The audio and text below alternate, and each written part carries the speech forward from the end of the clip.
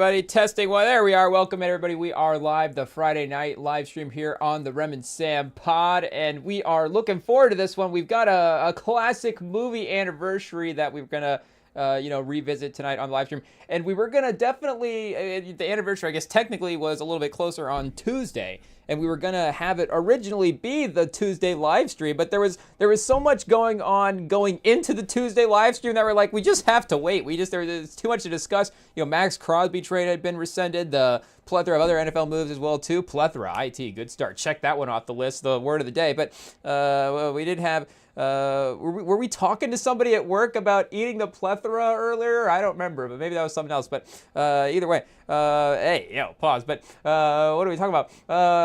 Back on track. Either way, New Jack City. We were gonna talk about New Jack City on the Tuesday live stream. And then like we said, all the moves. And then Bam scored 83 while we were on the live stream. So it kind of worked out that there was just it was just a loaded day. It is what it is. So maybe tonight, I don't know if anybody will score. I guess we can't say. Again, like we saw last year, we did have that, I guess you could say, flurry. We had a flurry of like 70-point games, or maybe that was 2 years ago. We had a run of 70-point games there, kind of similarly. So will we have a run of 80-point games? I don't know. I did see, I guess Trae Young was back for the Wizards. I guess, does that make it more likely that you could continue to toast the Wizards? I don't know. Now you're going to have to score more points to keep up with them on offense, right? That's the goal. I don't know. But, and then Giannis was playing the Heat the other day. It was like, okay, is Giannis going to go out there and try to, reestablish the proper order of the league there? I'm not sure. But I guess Rockets, Pelicans, maybe there's a potential for a big performance. Knicks, Pacers. I guess, we're looking at that like it's a last year matchup or something. Obviously this year, the Pacers, you could definitely score. Oh, Brunson's got, I guess, 25 in the third. Not impressive if you're going for 83. Brunson needs to get, about 50 more points if he wants to get the record, so the second place record. So I guess 50 points at a quarter and a half would be pretty crazy. I guess that puts him at, that definitely is going to be a fourth quarter scoring record, just a scoring record in general. He's definitely going to go for 40 in the fourth quarter if that happens. But then, like 12, 13 points in the last little bit of the third here, that part doesn't seem impossible. But maybe the 40 in the fourth quarter would be a little bit out of reach. We just saw on the ESPN ticker, the Colts got Jonathan Owens. I mean, we don't remember necessarily everybody in the league, but does that mean we got Simone Biles now as well too? Do we have to timeout chat real quick? Speaking of NFL signings, we have to pivot real quick. Who do we look up, Jonathan Owens or Simone Biles? Again, shout out obviously to both of them. Very obviously. Successful in their own right. Yeah, Simone Biles, shout out. So Simone Biles is going to be a Colts fan this year. That'll be cool, honestly. Shout out. I don't know, that might be the best move of free agency. I'm not sure. I mean, you do have to, I guess, credit the Colts in some ways. It feels like been a little bit more active, in this free agency than maybe the past. And, having a quarterback up to re-sign as well too. We haven't necessarily had that in a while. It's been a lot of the the one-off deals, we'll say. But it has been, there has been the perception of the one-off deal going into the year as well too. So, like Rivers and Matt Ryan and some of those guys. Maybe Carson Wentz would have been, we're trying to be optimistic looking back. Again, it was obviously not a great move, but, maybe that would have been the high upside of that move would have been a couple years, again, more so than 1 year. But I guess, having Daniel Jones up for contract, and then, I guess, remembering the flurry of other NFL moves. Yeah, Daniel Jones getting $50 million a year. Is that right? Okay, Anthony Richardson not traded yet. Shocker. I don't know. I can't believe teams aren't necessarily lining up for offers for Anthony Richardson. It is what it is. Would the league have to add an 8th round? Chat? We got him. Oh, Arden Key, $20 million as well too, and then Clemens. Clemens $5 million a year seems like that's like a good Ballard Colts move right there. Arden Key for 10 as well too, good Colts move. And that's the move I'm thinking. Alec Pierce in the move. You know, we traded Pittman as well too, so it's not like we're stacking the contracts on top of each other. But still, you know, 28-5 for Alec Pierce. You know, shout out Alec Pierce. Hey yo, it is what it is. But Jonathan Owens now in the mix. Derek Nottie. Hey yo, Laquan Treadwell. I guess we had him last. I don't remember having Laquan Treadwell, but we're excited to have him back. We're excited to have him back. Shout out. I guess maybe I remember having Laquan Treadwell now that we see the logo. Hey, yo. But unfortunately, I don't remember any Laquan Treadwell plays for the Colts last year. So, hey, yo, we'll have to see if we'll see if he makes some plays. But we haven't given up hope. We haven't given up. What draft was that? That could be like a decade ago draft at this point. You never know. Hey, yo, I don't know. Have we updated our receiver stock in any way? I'm not sure. I feel like Laquan Treadwell might be a name. I feel like, and obviously, you know, people are still giving him a chance. He's still on a team. But I don't think it's just us. I think NFL GMs see the name as well too, and want to give him a chance. QON. Our bad. Didn't mean to. Oh, 3 different Colts jerseys, chat. Hey yo, are we reading that right? He's been 17, 7, and number 13. So I guess, you know, cemented himself a Colts. Led 2 seasons on the Colts. Hey yo, where has he been at? It is what it is. I guess in our defense, he hasn't logged any, no disrespect, he hasn't logged any stats.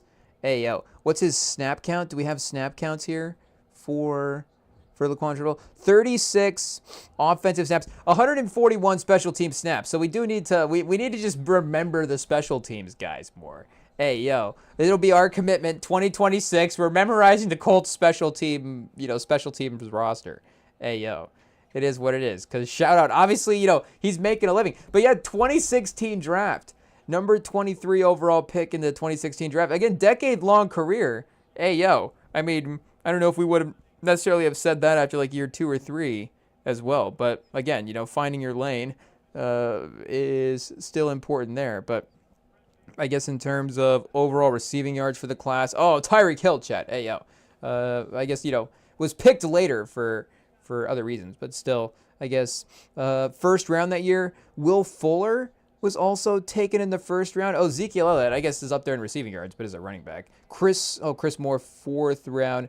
Treadwell, Dotson, Corey Coleman. So, hey, yo, I mean, Laquan Treadwell might honestly be the best first round pick of that year. Here, let me go back and sort by first round. I mean, Will Fuller definitely has had some moments, but unfortunately just never, you know, was able to materialize the health thing to be able to stay on the field. And obviously, you know, again, you know, with all due respect, not in the league. Corey Coleman was the first receiver drafted. Corey Coleman, Josh Dotson. Ayo, not Jahan Dotson. I think Jahan Dotson's still in the league. Josh Doxson. Ayo, who was also, again, a super talented receiver. And then Treadwell was the 4th receiver off the board. So, you know, again, shout out. Is the last receiver in the first round. Sterling Shepard, receiver number 5. I mean, Michael Thomas is out of the league, chat. Hey, yo, who would have guessed it? Michael Thomas, the slant god himself, or Laquan Treadwell. Who would have, you know, I guess, again, the longer career pause, like, I guess, games played. It might be Treadwell at this point, again, if he's actually out there logging special teams. You know, logging special teams minutes is games played. Like, Michael Thomas is not playing games. Hey, yo, I guess, you know, he's not bolded out here anymore. I don't remember a Michael Thomas retirement announcement, but we might have just, you know, buried that. And also, you know, again, he hadn't necessarily been like an active games played guy there for a couple of years. So it's not like again, with all due respect, it's like a sudden loss of Michael Thomas in the league. You know, I guess we had become a little conditioned. It is what it is. Tyler Boyd as well too. So again, maybe I guess we'd have to go back. You know, Tyreek Hill, I guess we'd have to go back and track the whole timeline, but he was from a smaller school, West Alabama. So, and he was scouted. We go back and check the combine, but you know, again, I think there was some other reasons why he slid in the 5th, but still, you know, again, clearly the best receiver. Hey, Demarcus Robinson. I mean, you know, even finding another guy in the league, I guess Chris Moore, like we said, is still around. Malcolm Mitchell for New England in the first round. Wait, where did he go to college? Georgia? Hey, yo. I guess he was kind of nice, though. I guess, I don't know if I was necessarily like, you know, a ton of Malcolm Mitchell stock. Hey, yo, I guess calling out Malcolm Mitchell. It is what it is. Leonte Carew, Braxton Miller. Hey, I guess, we hesitate to shout out Ohio State guys. But, we do respect the hustle, obviously, being able to, and just having a quarterback that could actually play receiver. I mean, that's crazy. I know, obviously the whole Lamar Jackson dialogue of like, could he be a running back, or whatever, when he was in the draft. That's not what I'm saying. Obviously with the, again, the quote of the day, with all due respect, with all due respect to Braxton Miller, he was just not the quarterback talent that Lamar was. It is what it is there. But I guess Lamar could. Now, again, we're not saying that you should play Lamar at receiver. I'm just saying I think Lamar could hold up at receiver. But Braxton Miller is just, again, a little bit more actually like receiver built, if that makes sense. And, obviously, like Cam Newton could have played probably a couple of different, spots on the football field. But we tread lightly. It is what it is. Like, I guess, do we have to, Ben Roethlisberger could have been a tight end. There we go, Chad. It is what it is. But what are we saying now? But somebody could have, Braxton Miller. Again, shout out. Like, you actually have to be able to, again, like, be outside. Like, he was actually, like, it actually made sense, again, for him to actually physically profile as a receiver as well, too. Like, he was kind of actually built like one. But I guess we have to go back and double check the what do you say, the measurables on Braxton Miller. How many career receiving yards did he end up having? 261. I remember him being picked up in a fantasy league that we were in. I don't even remember what year it was in. Uncle Braxton is a nickname on here. 3rd round pick as well too. Is like, top 85, like, pretty talented, but 6'2", 215. I mean, again, that's like perfect receiver build. It is what it is. Lamar is Lamar too thin? I guess what it is. It is what it is, chat. We have to play Lamar at quarterback. Oh, Lamar's 215, 205. Okay, that's fine. Honestly, like 190, like 5'11", 190, 185 is like a good cutoff for receivers. Anything less, chat, pause. It is what it is. But I was thinking Lamar was like, maybe Lamar's combine, he was a little bit skinnier, like 185. Lamar's bulked up to 205. So there we go, Chad. He can be receiver. I mean, not that, two NFL quarterback MVPs later, we're still But I guess, again, he does have the, I guess, Lamar Jackson, good athlete. It is what it is there. Cam, on the other hand, was, again, like a total 6'5", 245. Jesus, Chad. Jesus, we'll be watching Cam Newton highlights tonight. It is what it is. But Cameron Jarrell Newton, his nickname Superman is Jarrell. Chad, now I didn't even realize we had this kind of comic knowledge. But I mean, the Superman story I feel like is pretty, it's pretty popular. Is Jarrell the name of Superman's dad? What's the name of Superman's dad? Plus, one of the old TV shows, actually here, we'll look this up first. One of the old TV shows that we used to watch. Oh, Adventures of Superman. Here we go. This is it. This is classic, chat.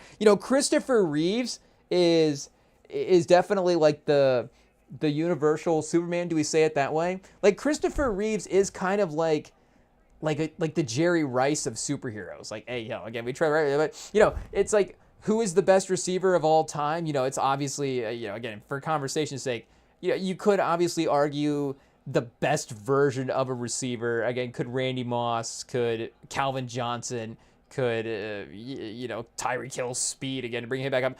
Could some of these individual guys in individual moments make the case? But obviously for the career, again, obviously Jerry Rice has had the best receiver career of anybody. There is that just definite sort of argument there. And then I guess, leaving out the quarterback, even more so the quarterback there for Brady being the best quarterback of all time is just like a definite thing. And Christopher Reeves is kind of, solidified Superman. Batman definitely is debated. It is what it is. Like, you do have your generation. Batman is a little like the NBA best player. Like, you could definitely, like, you look at some of the older Batmans, and because of maybe the style, some of the style of back in the day, it's like, okay, it doesn't necessarily hold up with the style now, but the performance of Batman itself, like, you do actually have to you do actually have to what do you say, acknowledge how good it is in comparison to its peers. Like, again, I don't know if you can compare Bill Russell to Adam West. Hey, yo. But, you don't necessarily take the league seriously. And again, which obviously you do take Bill Russell in the championship run seriously. But I'm just saying, in the sort of internet conversation of it all, it's like, the Celtics are this stacked team. They're playing against shoe salesmen and dentists and all these different things. It's like, hey, if Adam West is not even doing like a serious version of Batman over there. But even Adam West, you could argue in some ways is like the best Batman of all time. Again, that's like, maybe like saying like Johnny Unitas is the best quarterback of all time or something like that. But still, again, you could make the case for a lot of Batmans. I guess, Batman, Superman, and Spider-Man in terms of the superheroes are the three that have been played a lot. I guess there haven't been like 6 Iron Mans at this point, though. Stay tuned. Hey, the multiverse is here, so anything is on the table, I guess. But at this point, there hasn't necessarily been a ton of other. I guess there's been like a couple of Captain Americas. Obviously, shout out to Sam Wilson, but there's been other Captain America movies, on a smaller scale. Daredevil, there's been at least 2 with Affleck and Charlie Cox. Shout out. I'm just gonna call him Matt Murdock again. That's probably the defining role of his career at this point. I would assume we'd have to go back and double check the IMDb, but he's up there as well too. Again, for like defining portrayals. Obviously that show as well too. I mean that universe in some ways. I mean Punisher, like Bernthal again. I guess there have been a couple Punishers, and Bernthal is again obviously maybe generational, but Bernthal is a pretty strong Punisher portrayal. But I guess the point is, the hot take is Christopher Reeves. And again, I'm not saying Christopher Reeves is not our Superman. Like, I'm not going to sit here and not say that Christopher Reeves is not a great Superman. But I'm just saying that personally, the Superman I have to even check his name, chat. Hey, George Reeves. That's what it is, George Reeves. The wrong Reeves. George Reeves is our iconic Superman. It is what it is because we grew up watching this show. But I guess... point being, early episode, like any Superman story, they do have the Superman goes to Earth story as the pilot. And I don't know if we have to go like look at the IMDb rating for the episode. Again, we were watching this as a kid, so it's all good. But the first episode was good as well too, because it is different from the rest of the show. Again, there is that, you don't want to say does it get formulaic? Hey, obviously, again, shout out to the other iconic Supermans. You don't want to say it gets a little formulaic, but you do have obviously the Superman's gonna save the day sort of thing that's gonna happen in every episode. And I guess you do get a couple of 2-parters, like there will be some difference. 8.2. Look at that, Superman on Earth, 8.2. The pilot episode is a strong episode. Honestly, that's the best of season 1. That might be the best episode of the show, honestly. Oh, there's an 8.2. The stolen costume. A criminal breaks into Clark's apartment, finds a hidden closet, steals... Oh, chat. I think I actually grabbed the DVD case, the DVD out of our family DVD stash from the DVD stash that we were, watching from back in the day. And I was like, do I throw a couple of these on? And I just haven't, gotten to it. Hey, when you have Set It Off and Boomerang and White Men Can't Jump, it's like, am I going to go throw on, The Adventures of Superman? But, hey, reading the episode summaries, we might, because this is a classic one. And the hidden closet in Superman's apartment is pretty cool. If I do say, it was obviously, any apartments in movies and films are always cool when you're a kid. But if they've got like secret closets and secret doors, I mean, that's even better. I mean, speaking of the Adam West Batman, like the entrance to the Batcave in the Adam West Batman show might be up there with as iconic of an entrance as you get. I mean, again, it's all comic based, so it's just like, it's what the entrance is. But in terms of how it's displayed on the camera, like, or on the film, I'm trying to, like, what's the entrance to the Batcave in Batman vs Superman? I think it's all waterfall type stuff. Obviously the Dark Knight waterfall, even that in the Batman Begins, when he has that whole chase through Gotham and then goes into the Batcave with that, with the Katie Holmes Rachel. Hey, shout out. it is what it is. And I was watching clips of The Dark Knight the other day, and I was like, shocker. And it was clips of Maggie Gyllenhaal, and we've been watching a couple Maggie Gyllenhaal interviews because of The Bride lately, and there was an interview that we did with Coogler, so we watched that one. But after watching that and then watching the Dark Knight clips, I was like, maybe we were hating on Maggie Gyllenhaal back in the day. I'm not sure. That Stephen A. clip will get in our algorithm every once in a while with him and Skip debating the Dark Knight. But regardless, obviously the entrance there is pretty iconic. But within the show with the statue and the bookcase and the elevator down, it is what it is. But yeah, ayo, point being, stolen costume, iconic episode. Episode 13. Ayo, Friday the 13th, of course. Episode 13 is the Stinky Best episode. Maybe it's the day that we're meant to watch it. The Mystery in Wax episode 16 was definitely one that was in rotation quite a bit. Czar of the Underworld. A movie is being filmed about mobster Luigi Dinelli. The film is based on a series of articles. We might not even remember these as well, too. When you're a kid, you might not always be in charge of what episodes are going to be replayed. At least in our case, we were fortunate to have times of being able to, watch this stuff together as a family. So I guess, the unfortunate part of that is as a kid, again, you may not be in charge of what episode you're going to watch.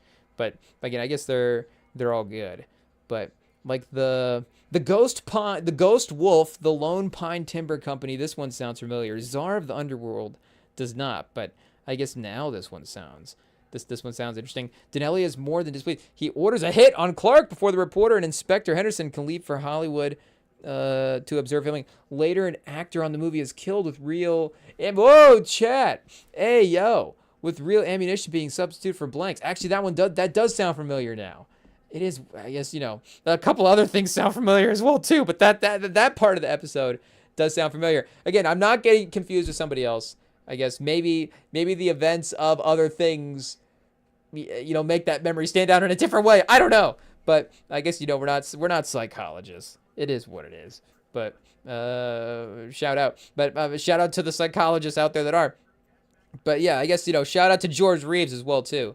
The original Superman. But I guess we haven't even figured out who is Superman's dad. I guess point being, if you do watch The Adventures of Superman, at least the origin story, it is probably one of the better Superman origin stories as well too. Again, it's shorter. So, if you just want to like, hey, how did Superman get to Earth? If you just want to remember that, it's a good 20-minute, remembering. Oh, Jor-El. Hey, yo, Jor-El. So we were close there, Chad. I guess, that's a long way of saying Cam Newton's name is almost actually Superman. Kind of close. Cam Jor-El Newton. I guess it just depends on how you say it. If he hyphenates his middle name, he's basically, Superman's dad, we might be careful with how we phrase that to him, because he might take that out of context. And obviously, shout out to Jonathan Kent, the man that actually raised Clark Kent.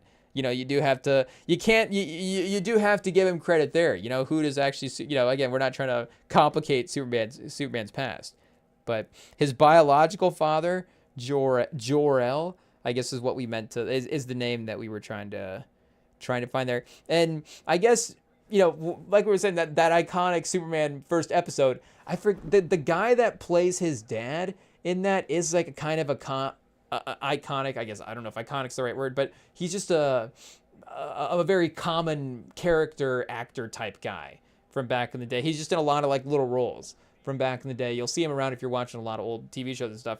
And he does obviously a great job of being Superman's dad, but it is a different version of it. Now, when I don't it is what it is. I guess we're randomly talking about Superman's family tree tonight. When I think of Jor-El being portrayed on film, do we think of Kevin Costner? I do think of Kevin Costner.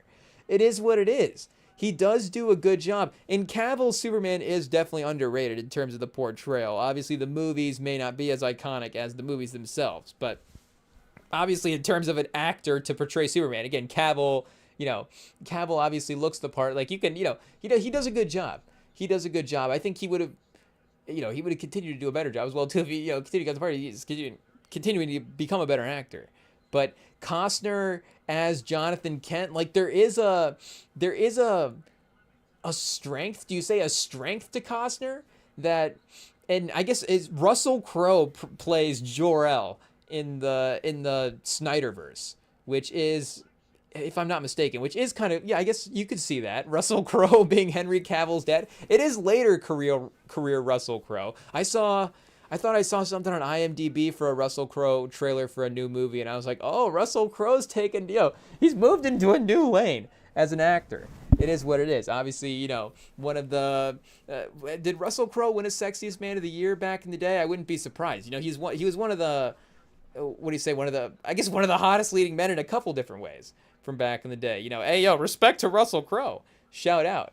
But obviously, great actor as well too. But what do you say? I think he's the Superman's pilot. But Costner does have like he can like actually talk to Superman, like kind of, again, do you say tell him what to do, but can like actually and I guess again, we tread lightly with how we phrase it, but can actually like be a father figure. There it is. Okay, be like a father figure to Superman. I was gonna say he can actually be a dad to Superman. Hey, it is what it is. But he can actually be like a father figure mentor to Superman. Again, the guy in the TV show seems like a great guy, but he does seem seems like very nice, salt of the earth type of guy. And they weren't necessarily, I guess, spoiler alert for the Superman story in general. Not a spoiler alert for the superhero arc story, but spoiler alert for the Superman story. Somebody's dying. It is what it is. So Jonathan Kent, he does, it's not like the Joker comes in and takes him out. I think it's just like, congestive heart failure or something like that. But, Uncle Ben, I think, gets shot by like a, hey, again, spoiler alert for Spider-Man. If you haven't seen Spider-Man, Uncle Ben gets like jumped in the street and shot. I guess the Waynes, they get jumped in the street and shot. I used to say that's more of a Marvel thing, but obviously Batman's got them as well too. But Superman, the strongest superhero, his dad just, heart attack. It is what it is. But I think Costner goes the same way. Unfortunately, with the strength that Costner, obviously all that work on the farm, Yellowstone, 1883, the heart had it, Chad. It is what it is, raising Superman. So, unfortunately, again, with the strength that Costner portrayed, unfortunately, it's the story of Jonathan Kent. You're not making it out. So, they got him as well too. But they were bringing him back. They were bringing him back in Visions.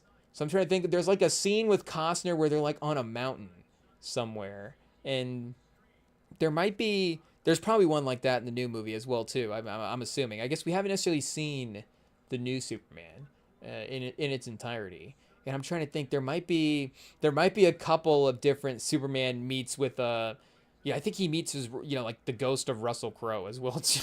Maybe it's the ghost of Jor-El, but he meets the ghost of Russell Crowe at some point as well in the course of the movie, I think, as well. But, again, shout out. Costner, maybe pound for pound, a better Jonathan Kent. But George Reeves is as good of a Superman as any Superman, I guess is the point being. And so is Cam Newton.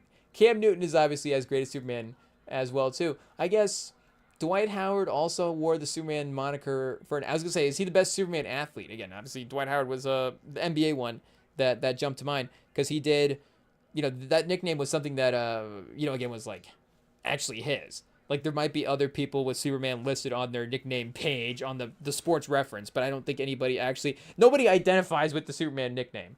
Again, actually, Dwight Howard identified with Cam Newton actually identifies with the Superman nickname. I would say it's Cam's actual nickname. I don't does Dwight Howard have any other nicknames? I'm not thinking of any, I guess. Off the top, but I guess we can double check here and see, but it might be just Superman for him as well too. So we might have to, do we have to do a career versus Dwight Howard? D12? Whoa!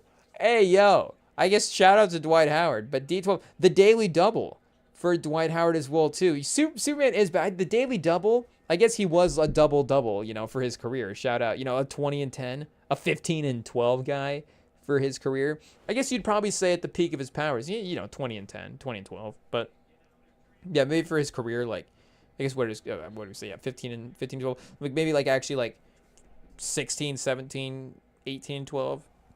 Give him a little extra there, pause, because, whoa, hey, yo. But, again, obviously we respect the basketball career of Dwight Howard on this pod. We're fans. shout out. Underrated. It is what it is. But we do need to establish, I guess, at some point, who is the number one Superman athlete. It is close. I don't want to say that they've had identical careers. I think, I gravitate toward an answer early. Yeah, Cam just has Superman listed as his nickname. I guess career record for Cam Newton, 75 and 68. Do we go back to career record for Dwight Howard? Dwight Howard, I guess, did have the longer career. That would not necessarily be surprising for an NBA player. And, Cam's MVP, I don't know if Dwight didn't actually, win an MVP. What was Dwight's best MVP finish? I'm assuming first team All-NBAs, but top of... Yeah, number 2. I was going to say, he maybe got to number 2. But 2010, 2011. So was that LeBron or was that Derrick Rose that year that won the MVP? Was it Derrick Rose, Dwight Howard, then LeBron? Or are we getting the year mixed up there? Was that 9-10, maybe the year Dwight Howard was 4th? No, Dwight Howard was 2nd that year. I guess LeBron got more first place votes. Dwight Howard got more points overall. So Derrick Rose, 113 first place votes to LeBron's 4. Hey, obviously, the league was upset that he went to the Heat. But Dwight Howard with 3 first place votes and then over 100 more total points than LeBron. And then Kobe getting a first place vote as well, too. Rest in peace. The real second greatest scoring performance of all time. Does there need to be an asterisk next to the Bam Adebayo one in the records books? It's this one's cool, but here's I guess now we can put maybe Bam and Wilt's on a list. We're here, Wilt stole all of his teammates' buckets. It counts, but it's a little bit of a sketchy 100. Bam was playing the Wizards and shot 50 free throws in the game. It does count, but it's a little bit sketchy. We'll put it in this list. There needs to be 2 cases in the Basketball Hall of Fame. Here are the more impressive scoring performances, and then here are the ones that count, but are maybe not as cool. I don't know. Here's Bradley Beal's 60 against the Wizards, against the Wizards, almost because they lost against the Sixers, and they lost that game. And shout out Ginobili. I just noticed Ginobili getting some MVP votes this year as well too. 20 total points. I guess nobody thought of him as first place, but at least he was able to log something. Was he the only Spur? I guess Parker with 3. Duncan, no MVP votes this year. This is when the team started to look a little bit different over this stretch. And then bringing in Kawhi over the next couple of seasons here. But I guess, shout out to all the Supermen out there. It is what it is. Is it International Women's Month and we're talking about Superman, Chet? Do we need to talk about... I guess there is a... What is that? It's, do we get it right? It is Supergirl, right? It is... And it is the same character that was in the TV show. Okay, yeah, it's Supergirl 2026 film. The trailers for this did look pretty cool. Shout out. Millie Alcock as as Kara Zor-El. Jason Momoa. I mean... Does the Screen Actors Guild gotta step in there and I guess do we I guess your name's your name, shout out, own it. But Eva Ridley as well too, Matthias Schoenardis, David Krumholtz. I guess shout out James Gunn, maybe not always casting the main guys. Our guy Corn Sweat back as Superman, June 26th. So it's gonna be a summer blockbuster. It's gonna be a big hit, I assume. Will we go? I guess we'll be there. We'll be there opening day, chat. Hey yo, we're gonna camp outside. We're gonna camp outside the theater. We'll be tented up. Hey, whoa, hey, whoa, hey, whoa, hey. With all due respect to Supergirl, time out.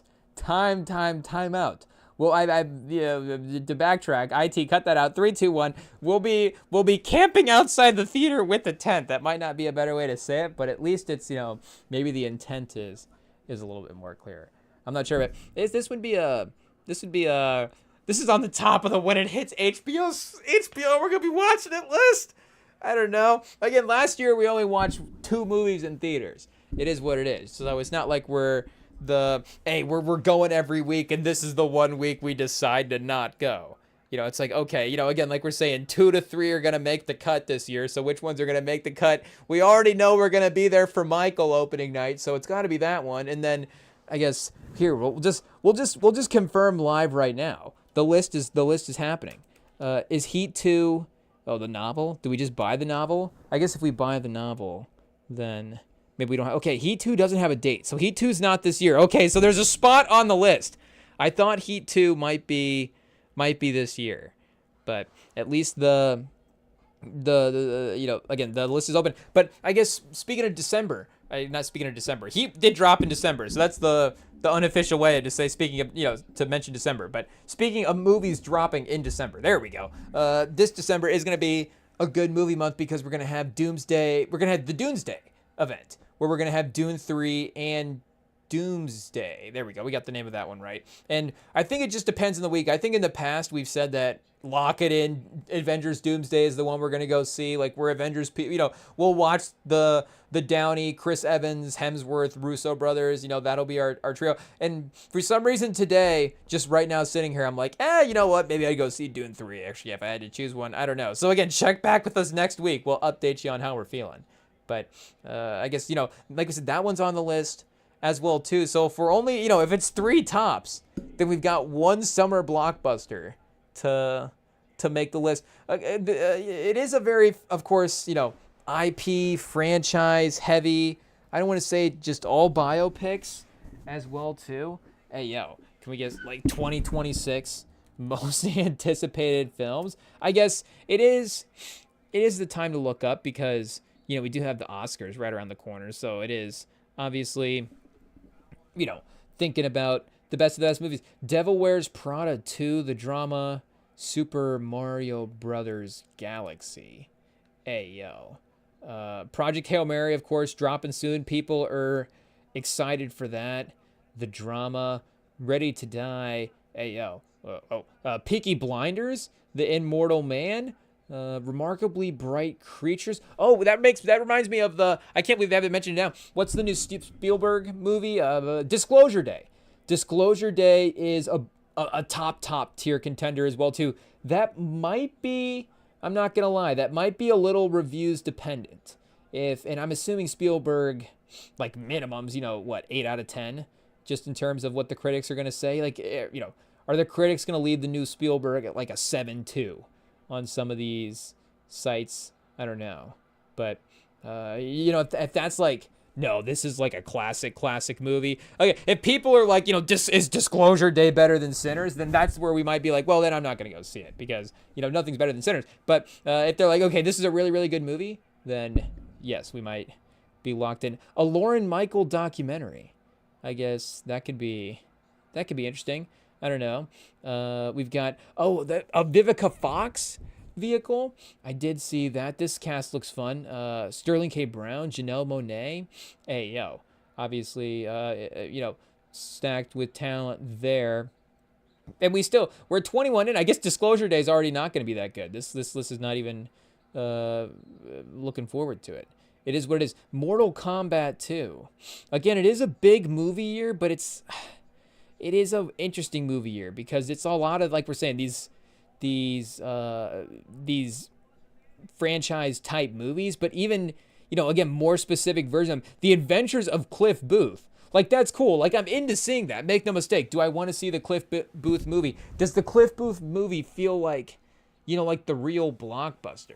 Because I was thinking about this again. I'm talking about movies at work and stuff, and thinking about what is going to be anticipated for the summer, and again, just talking about movies because of the Oscars this week as well too. But I was kind of being like, okay, like what are the big culture? I guess the Odyssey would be another one as well too, like the big cultural movies. So that might be the summer when we have to go watch. But again, that one we love Nolan. That might be a little review dependent. I don't know. The Odyssey is not necessarily like a story. Like, I don't want to get like too, again, we tread lightly, but just in terms of, what is going to be, how a director is going to attack a certain, again, I guess, I don't want to reduce it to this. I don't even know, again, if this is the proper way to say it, but just in terms of what you're gonna watch, like for me, the attempt to have the Trinity test on screen is a reason to go see the movie in theater. And I do think that that might be a little underrated as to why a lot of people went to that one. I mean, you look at every Nolan movie and it's like, okay, you know, the Odyssey is going to do like 600, 700, 800 million. If the Odyssey does $1 billion, you know, who's surprised? And that would be crazy again, considering Oppenheimer was insane at like 900 million. So it's like, man, he's going to, you know, if Nolan just as a creative name becomes $1 billion director, then that would be crazy. But I don't think the Odyssey has that climax moment of the story the way that the Manhattan Project does. You know, you say, how do you get people to go see a movie about the making of the atomic bomb in the theaters? It's like, well, guess what? They're testing atomic bombs. Like, that's how you go get to see them in theaters. Hey, yo, you drop a movie about them testing atomic bombs. It's exactly how you get to see, you know, it's exactly how you go get to watch. And guess what? Like, you know, again, Nolan, it was just a very, you know, again, obviously we tread lightly, and you know, obviously there was not the whole third act, but, you know, again, you see the Trinity test, obviously, on screen. And again, that's the, you know, and they're obviously, you know, what they're testing for, the implications are discussed, you know, later in the movie. And, you know, again, obviously all that stuff is, you know, terrible, terrible, terrible. But for, you know, again, him being able to portray that test on screen, like, I don't think the Odyssey necessarily has anything that riveting to it. I think the story is obviously a very magnificent, it's a very epic story. It's a iconic thing to try to attempt to be able to interpret. And again, Nolan's ability to make a movie is defined at this point, and he does have just that, like we're saying, that top level industry drawing you to the theater power. Hey, yo, you know, he's got that weapon style, hypnotize, just get you to wander into the theater and watch his movies type of ability. And, you know, I'm sure his ability to mess with time as well, too, and his take on that with the Odyssey will be fun. And I could get into hot takes as well, too, about if we had to, you know, rank what actors we'd want to go see in theaters. You know, I don't know if Cillian Murphy in every movie would be higher than Matt Damon. I'm not saying Cillian Murphy has a better career than Matt Damon, and you know, what's our take on Matt Damon here? Shout out Matt Damon. Damon, call it and defend yourself. But, you know, and again, great actor. You can't deny the movies that he's been in. But is Damon like a better actor than Cillian Murphy? Hey, yo, whoa. Damon's had a better career than Cillian Murphy. This is the Jerry Rice, Randy Moss debate. You know, is Randy Moss better in a game than Jerry Rice? Is Cillian Murphy better in a movie than Damon is? I mean, Cillian Murphy's better than Oppenheimer. And I don't think Damon could do Oppenheimer. Though, you know, you could just say, well, could Cillian Murphy do, what's this guy's name? Odysseus? Odysseus? Is that the Odyssey as well, too? There's a Bible character that has a similar name as well. But let's see. Odyssey main guy? What's the Odyssey's main guy? What's his name? Let's see what we've got here. Oh, yeah, Odysseus. Shout out. Little known Latin variant, Ulysses? Hey, yo, Odysseus S. Grant? I guess, you know, if Ulysses S. Grant wasn't already kind of a cool name, Odysseus is, you know, definitely there. It is what it is. I guess, is that hey, yo, is that Nolan's next movie, a Ulysses S. Grant movie? I mean, he is in the historical, you know, the historical drama run at this point. 3 of the last 4, Dunkirk, Odyssey, and now this. But again, if we're adding movies to the watch list, like we had to go see that, we had to be a part of the Barbie event as well too. You know, Margot Robbie. Should we add Wuthering Heights to the list? I'm not sure. Hey, yo, I don't know if we're watching that one in the theaters. That one might be a whole much. And speaking of which, hey, yo, I guess you'll see why Wuthering Heights made us think of this. But, you know, for the movie that we're gonna be watching today, New Jack City, I did want to run to the DVD store. We had to run to the DVD store to see if they had it in stock because it isn't actually streaming anywhere at the moment. So that's unfortunate. You know, we've actually been lucky enough that for a lot of the movies that we have done the anniversary watch-alongs to here on the pod, they have been streaming. So, you know, it's like, you know, obviously that accessibility has been there. And obviously everybody owns New Jack City on DVD anyways now. That's why we couldn't find it in the store. But I guess spoiler alert, when we went to the DVD store, they didn't have it. I know they have had it in the past, and I know when I saw it, I should have bought it. I know I should have bought it. But on this last run, we ended up, not on this last run, but on the run before last when I think we saw it there, we ended up going with the Nutty Professor and Blade. It is what it is. So, not to say that, New Jack City wouldn't have worked in there. I guess, could we have gotten 2 Wesley Snipes in one haul? It is what it is. I don't know. I'm trying to think, like, why did we not get New Jack City on DVD? We should have just said it was an Ice-T vehicle instead of Wesley Snipes. I don't know. And then it's like, well, 1 Ice-T, 1 Wesley Snipes, 1 Eddie Murphy. Shout out. But, regardless, I guess whenever it was there, maybe I just imagined them having it. But maybe I just dreamed a dream that it was in a store. But, they didn't have it this time. And I looked and looked high and low and just didn't see it. But we did make the mistake of going back to the clearance aisle, the discount section. Obviously, again, we had to check the whole store, but they had the town for $1. So I was like, well, again, they're basically just handing this to me and saying walk out of the store with it. So I was like, if I stole this, they wouldn't even be mad. It's literally $1. Like, I could steal this and then run out to my car and be like, okay, fine, take this $1, I'll leave, and then throw $1 at them and then leave. Like, obviously, hey, big spender, big money pockets Rem over here throwing dollar bills out for DVDs. But again, $1 for the town. I was like, we have to make a move. It is what it is. This is like, I guess, I don't know if it's like a drafting scenario, but like when Jefferson was, when the Vikings took Jefferson, I just like anytime I guess we get excited, we think of the Vikings draft room. Obviously, now there's going to be like, what moments are you thinking about the Vikings draft room? Hey, it might help, Chad. I don't know. But either way, keep it going. But either way, anytime we get hyped for something, I just think of the Vikings draft room after the Eagles passed on Jefferson. They're like, oh, yeah, we're going to get, again, pause. But they're going to, like, oh, yeah, we're going to get just Jefferson, another guy. So, we saw the town for $1. And it was like, I can't believe everybody in this DVD store has been taking Jalen Rieger, out here. Like, what are we doing? The town's just I almost like made an announcement. It's like, what do you guys, does anybody want to, like, I'll give you a chance. Like, you've all been in this store longer than me. Like, does anybody want this? The town for $1. Like, I'll do you guys a service. But I was like, no, I guess I'll keep this and take the deal myself. So I was like, well, I don't know if I can go to the checkout with 1 DVD for $1. So I was like, I guess I'll keep going and see if they have another $1 DVD. And they had a $2 DVD.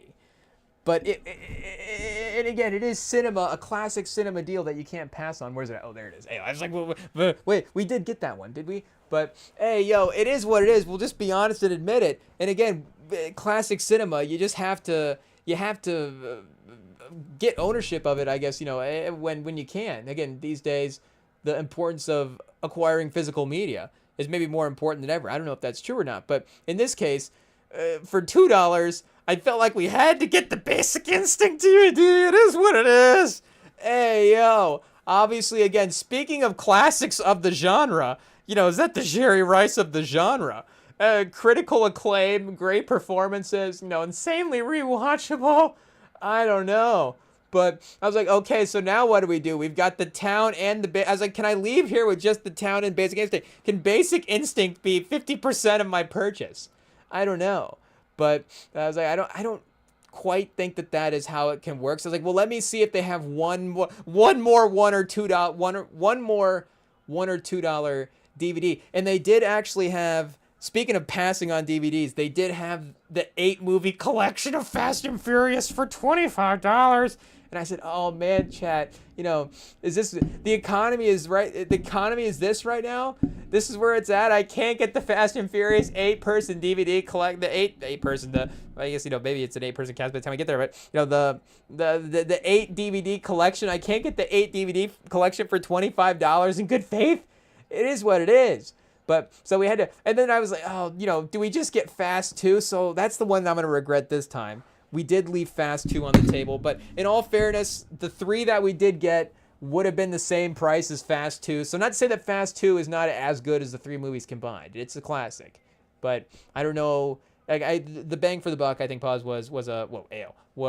was a good one there. But again, pause. But they had Think Like a Man. It is what it is. And this past this past month, so February, would have been, we had been watching Kevin Hart and Michael Ealy in an AO. Obviously, I don't know if that's well, I guess we could shout out any cast members we want from that movie. AO. But they are a couple of the stars in it. But Kevin Hart and Michael Ealy in About Last Night.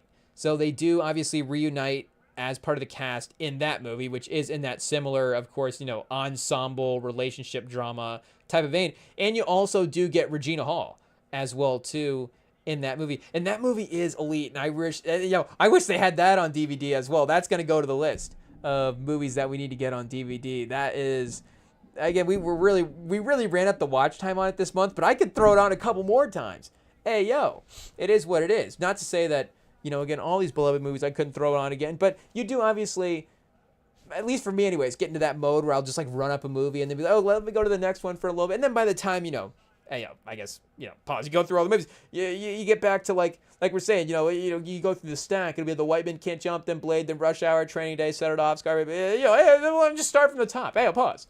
And, after we run up the movie a while, we'll be able to go back to the next one, with a little bit of freshness. But what are we saying? But I could still keep watching.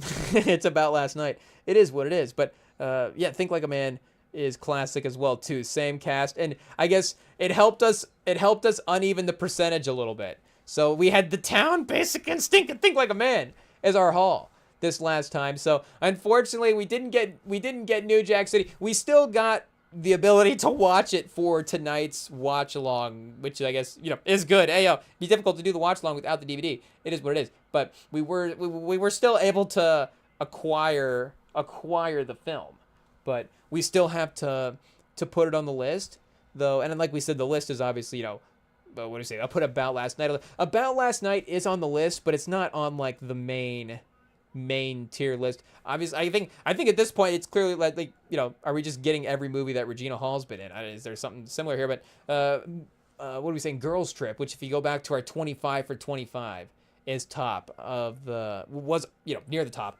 of 25 for the 25. That would be up there for DVD gets. Honestly, it might be like Dark Knight, Girls Trip, Sicario, and Sinners. If we get those 4 on DVD next, we might be able to just we might have every movie we ever need. I guess. And then we said About Last Night as well too. I know, again, we say that every time we get a DVD, we're getting closer.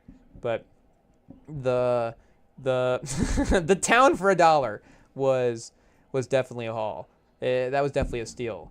Shout out. So again, maybe The Town and Think Like a Man starting to get a little newer for what we have been going for getting the DVDs, but regardless, we're happy to welcome into the rotation. I feel like our team building is on point here at the Rem and Sam library of DVDs. It's like the Hall of Fame movies of all time. We've inducted Think Like a Man, Basic Instinct, and The Town into the DVD Hall of Fame now. It is what it is. And the Adventures with Superman DVDs. Shout out to George Reeves. It is what it is. But we are going to have to, I guess, we got 35 seconds left in this game. We are going to have to put the NBA aside here to throw on this anniversary movie. Oh, Jalen Green missing the three-pointer. Phoenix down 6, 28 seconds now left on the clock. Are they going to the foul game? So I think Toronto might be able to close this one out. But we do have I guess conference tournament games on in the background as well too. Michigan barely surviving Ohio State earlier. But we've got was it Kansas versus Houston on in the background? That game was just starting up, so I think I saw that correctly. Darren Peterson trying to make a little bit of a statement. But I guess before we get to New Jack City, I did want to say this. One last thing about Sinners. I don't know. We might bring up Sinners during the New Jack City live stream, or the New Jack City rewatch part of it as well too. But it's just that we are, like we said maybe earlier, excited for this Sunday live stream because we are going to be doing an Oscar watch along part of the live stream. And we are going to have the bracket revealed by that point as well, too.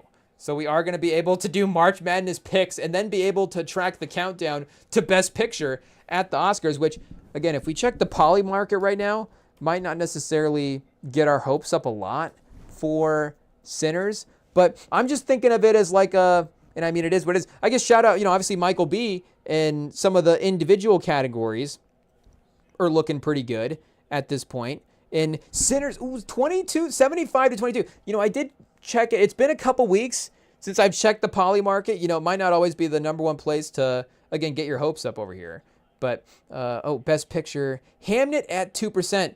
To be honest, I might be more worried about Hamnet at 2% than One Battle After Another at 75% on the Poly market. I guess this will be our official Oscars, the before the Oscars live stream check-in here on how we're feeling. And like I said, a couple, maybe it was sometime in January, I just kind of got a random surge of confidence that like, this might be, and I still don't even really know, like what the specific reason was for it. It's just like, one day I was just like, you know what? Sinners might actually win this thing.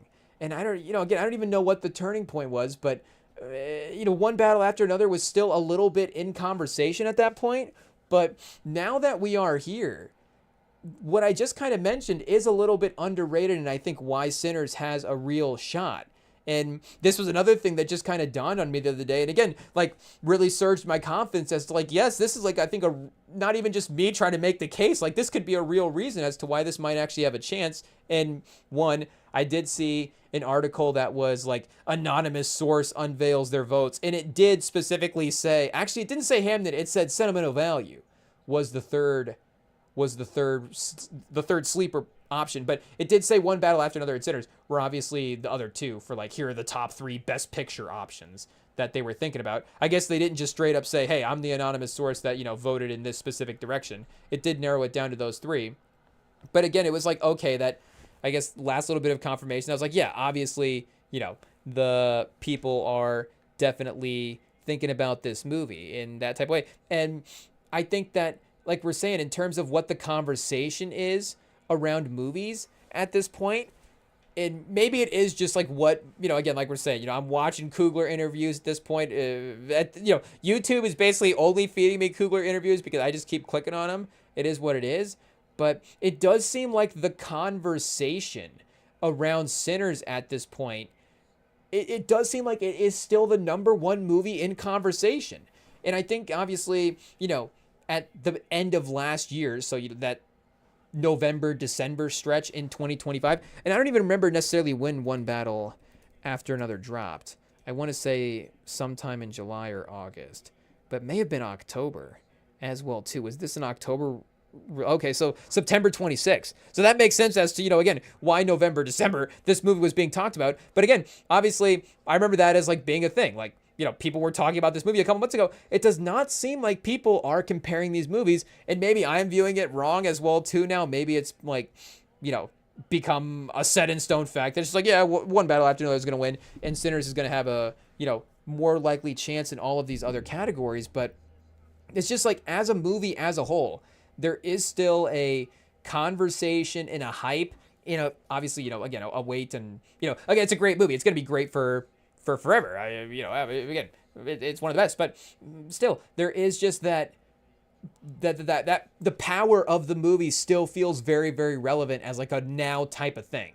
And I don't know if that's the best way to say it, because again, like in some ways, some movies always feel present in some type of ways. I know Goodfellas is one of our go-tos as like but again, that's just like a classic, great, everybody loves that type of movie. There are classic niche movies, obviously, that quote unquote everybody loves this movie, but then again, it's like, okay, well, what is a movie that everybody's actually like seen as well too? It feels like most people have seen Goodfellas, though maybe we have to update for the kids as well too. I don't know, what movie? I guess Avengers Endgame, like, I guess everybody's seen that one. Avatar, everybody's seen Avatar. Titanic, or something like that. But again, it's like, is maybe Titanic, like, is the presence of Titanic still around? Like, again, you still, there's impact of like, here's what this Terminator, You know, it's like Terminator and Die Hard. You know, again, you can name these movies like Die Hard and Home Alone. You know, again, maybe because the Christmas is a little bit of a different exception. But there are movies that, again, still feel very, very present and are great to, you know, remind. All that stuff. Ayo, you know, movies, they're awesome. Shout out. But just in terms of, again, the right now factor of it, like Rap TV does they'll do like those power rankings for like, you know, here's the best rapper right now. Here's the hottest song right now. And I remember those being like a real thing, obviously, during the beef. But I'm going to go to their Instagram right now. See, what's the update? What was the February power ranking on Rap TV? But this does, like Sinners, and, you know, again, we're not comparing it to the rap beef in some ways, but I guess in some ways, you know, the Kendrick side of the beef, ayo. But again, it does seem to have that similar effect, and again, just the staying power of the conversation. And I think unlike like you bring up the Kendrick Drake beef now, like even us just bringing it up, it's like, oh, you know, here we go again. We're still talking about it. We're still bringing it up. And again, it still feels relevant in some ways to mention it. But if we were having, you know, again, a full conversation about, and that was obviously a year before Sinners as well too. So, you know, the year before. So, you know, it's a little bit, you know, the timeline for that in terms of it being a right now thing. Again, there is an expiration to that. It has expired. And not to say that, you know, will there be an expiration date for Sinners in the conversation? It'll just be, you know, as other great movies, you know, obviously as we work to the, yeah, again, we get how the cycle of conversation works, but it doesn't, you know, again, this is just the power of these transcendent things. There's a great channel on YouTube called You'll Hear It, if I'm getting the name of that right. Let me look that up here and see if that's actually the 100% name of that channel. I think it's like actually like a jazz focused music pod, but they do talk a lot about like, you know, soul and disco albums as well too. And I guess disco, I'm thinking MJ. So they do break down some of MJ's albums. So yeah, here we go. The You'll Hear It pod. Shout out to these guys. What do we got? Peter Martin and Adam Maines. And they do these really great like opening riffs as well too. So the album I'm thinking of is Thriller. So like they did this great breakdown on Thriller. That's how I ended up discovering them as a pod. And, you know, I've been keeping up with them ever since. Shout out. But I think they did one on Lauryn Hill as well too. You know, they have some Stevie Wonder, some Quincy Jones albums in there. You know, again, they are obviously have broken down some iconic works, but they do really great like the opening segment of the show will be like a riff on one of the songs or like a combination of some of the songs or something. And those are always really cool as well too. But they were just talking about, and you know, obviously Thriller again is one of those projects that's like is still very, very present. But it was just the peak instant drop sort of power of that. It just had like that 2.5, 3 year window where it's just like, this is everywhere in culture. This is everything. Like, you know, Thriller is the number one thing that people are still latched onto. And it just, like, Sinners still feels like that as a movie. It just, that movie still has that captivating power to it. It is what it is. It hasn't settled, again, into that sort of rewatch territory. Like, Everything Everywhere All at Once is maybe a good example. I think that movie, I don't know if what that movie did on the box office here. Let me double check. Maybe internationally it did better than Sinners. I think that was still a pretty big movie. And I think that's a little bit of a different situation as well too, where it's an independent absurdist comedy drama. You know, Sinners is, and I know, shout out to Coogler, obviously, for, you know, long term being able to acquire the rights to that, you know, the big picture thinking there. But of course, instant film rights and publications and all that stuff of that movie, it is on HBO. It is a Warner Brothers movie, so it does have a little bit more of a, you know, bigger backing and pause, and that streaming consistency to it as well too. Like Everything Everywhere All at Once isn't just attached to a streaming service and always streaming somewhere. But yeah, only 143 million at the box office, so it is a little bit smaller of a movie. I'm sure Dune 2, maybe a movie like Dune 2 or Barbie and Oppenheimer, though those didn't even have, like, what was the legs for Barbie and Oppenheimer? Like, by the time we got to the Oscars, like, I think we were a little sick of talking about Oppenheimer. it is what it is. Again, we love Nolan here on the pod, and we're glad that he was able to get that recognition and that awards weight to be able to, again, match the fact that he's been able to have these massive cultural hits with these other movies that maybe didn't get awarded like that. So, it's again, The Dark Knight didn't win the Best Picture, but he made The Dark Knight and he got a Best Picture. So it's like, hey, the math works out in some ways, I guess. But regardless, it felt like the conversation was a little bit exhausted. And like Sinners, I'll throw it on tomorrow. I'll watch it tomorrow before. I'd rather watch it tomorrow than, and hey, I don't know if we're being sacrilege on the pod by, we love basketball. It's a sports pod. We're basketball journalists, but we have to be honest. Again, it's the regular season for the NBA, so I don't know, finals versus Sinners, just because finals, it is what it is. Like, maybe we'd take a 7-game NBA finals, but I think I'd rather watch Sinners than, I guess it depends if Michigan loses tomorrow, then obviously, we'd rather watch that. We'd rather watch the movie, but, I'd rather watch it than some great basketball. It is what it is. That's just how, obviously, again, it is like that's going to be time well spent. Not to say that basketball is not time well spent, but just like the quality of spending time with that movie is crazy. And there is one other thing, actually, the Columbo moment here on the pod. Where are we ever going to get to New Jack City? I don't know. But there is something that I was thinking about as well, too, because, again, I haven't, maybe I shouldn't even speak like we would know what we're talking about, because also Sinners is the only Best Picture nominee that we've seen. We actually haven't seen one Battle Actor or another. It is, I guess, F1 and there was another popular one that got nominated as well, too. Weapons didn't get the Best Picture, did it? But F1 did. So we've seen Sinners and we've seen F1. Hey, yo. But I did watch the road chase scene for One Battle After Another on YouTube today, because I don't remember. I was watching something and it was brought up again.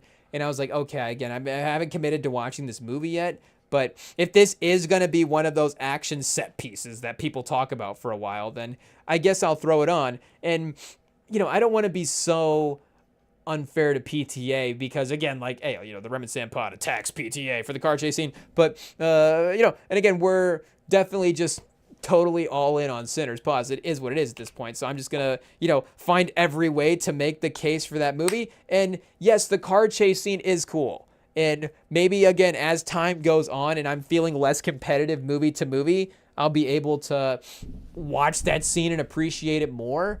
And it is, again, great location, great use of the location and the camera work and all that stuff. And, I guess, shout out. But I don't know. Maybe it's because we grew up watching Fast and Furious 6, and we're more conditioned to how Justin Lin films a car chase scene than PTA. And in all honesty, that's exactly what I looked up after I watched the One Battle After Another car chase scene. I was like, let me go watch the highway scene from Fast 6.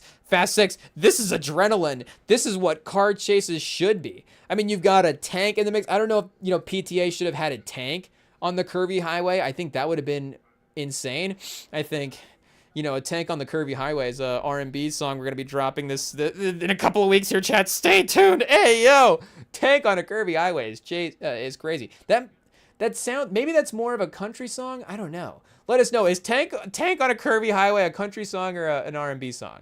DM us at REMINGTOM pod on Instagram. But either way, maybe PTA could have taken that route. But again, I was just thinking about car scenes in general in the movies themselves. And again, not having seen the whole movie. But if we were comparing the car chase scene in One Battle After Another to the car ride scene in Sinners, where it's Michael B. and Delta Slim, and then you got Miles Canton's character in the backseat as well, too.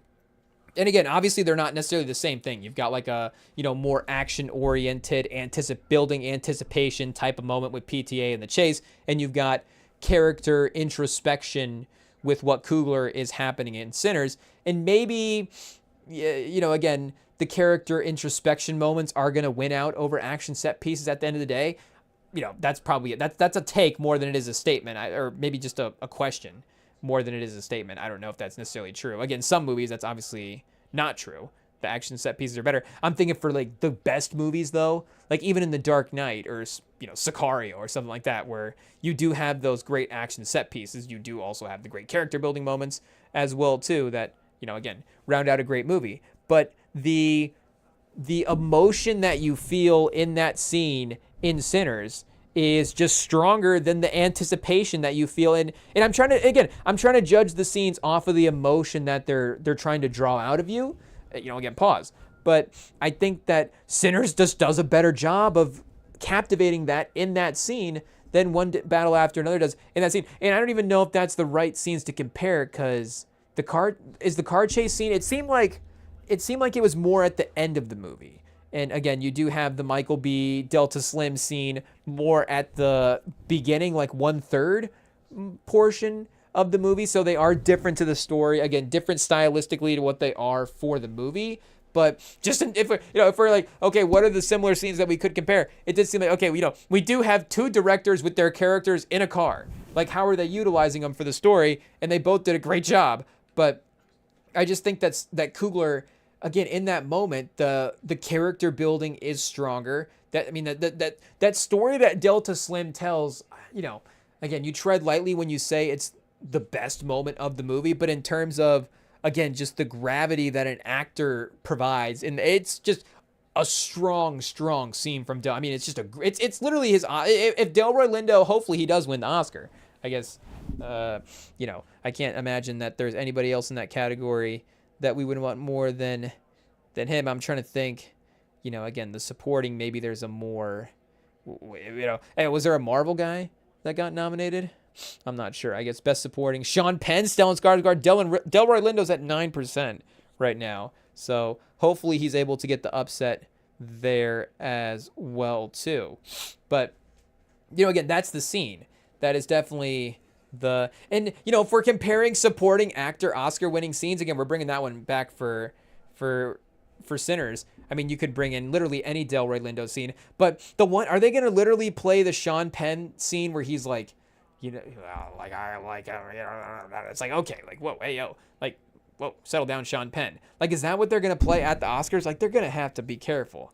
Again, we've only seen select clips. We've literally seen that one Sean Penn meme clip, and now the car chase scene. It is what it is. And, neither of them have been a bit better than any moment in Sinners. It is what it is. I mean, literally the shot of the one guy where he's like, they're setting up the juke joint, and he's like messing with the street light up above, and it's like the silhouette up against this like dark blue sky, and there's like a little bit of like, it almost looks like this random cut, this random shot poster moment from the Good Kid, Mad City short film. Almost. Hey, the real fans of the Kendrick Lamar project there will know what we're talking about. If if you know the silhouette shot in Sinners that could be potentially, again, a part of that short film, what we're talking about. It's like that shot alone is cooler than anything in any movie this year. It is what it is. So I guess the point is we're looking forward to the Sunday live stream. We hope that, March Madness starts early with Sinners upsetting One Battle After Another. I think it's really possible. As a matter of fact, I think it's so possible that I'm making bets at work about it. Hey, yo, I don't know how many workplaces in America are betting on the Oscars, but I'm betting on it. Hey, yo, it is what it is. I got to take advantage. These people are out here doubting. I'm cleaning up, chat. I'm cleaning up. We're buying the dip. It is what it is. People are doubting. And I'm just saying, like, people are talking about this movie. People are still talking about it. People want to talk about it. People are, like, again, everybody's enjoyed it. It's a great movie. It's incredibly rewatchable. The performances, I mean, the attention, like, every single piece of it is perfect. And it just has, the power of this movie is shown through, like we're saying, just the incredible legs that it's had here through the first year. And, again, if Thriller being around for 2 years, Not Like Us, had a 2-year run, like, we're talking about those things as, like, the greatest pieces, like, literally the greatest things that have been created in American pop culture. Again, that's the music side there. And obviously, again, we're not here to debate the legacy of every artist, but you can't debate, one thing you cannot debate is the cultural influence that Thriller has had as an album. If we're ranking album, what do you want to say? Dark Side of the Moon is the number one album of all time. Like, get out of here, Chad. Get out of here. You know what your people are definitely gonna know when you cue it up on the aux. Billie Jean, Beat It, Thriller, and literally any song off of that track list. You know what's gonna, you might be playing a song off of Dark Side of the Moon and people might be like, oh, this is kind of nice. Like, what is that? And they'll be like, oh, that's Pink. Oh, that's that album. Oh, okay, I've never actually sat down. Well, okay, that's good. That's good. I see why people like that. Again, obviously we're not under. Well, maybe we are a little bit. In the moment, one of the greats of all time. You can't deny it. And the iconic honestly, it's not even the album itself. It really is the t-shirt culture of the album. It really is the fact that the album cover is such an iconic t-shirt. We might have to give it the t-shirt over Thriller. And again, maybe there's other reasons why people aren't rocking the Thriller t-shirt these days, but I think more people are rocking the Dark Side of the Moon t-shirt than the Thriller t-shirt. And I can't really think of an album cover. I guess maybe like you could say like, are people, is there a, I'm sure a lot of people are wearing like an Abbey Road or something like that.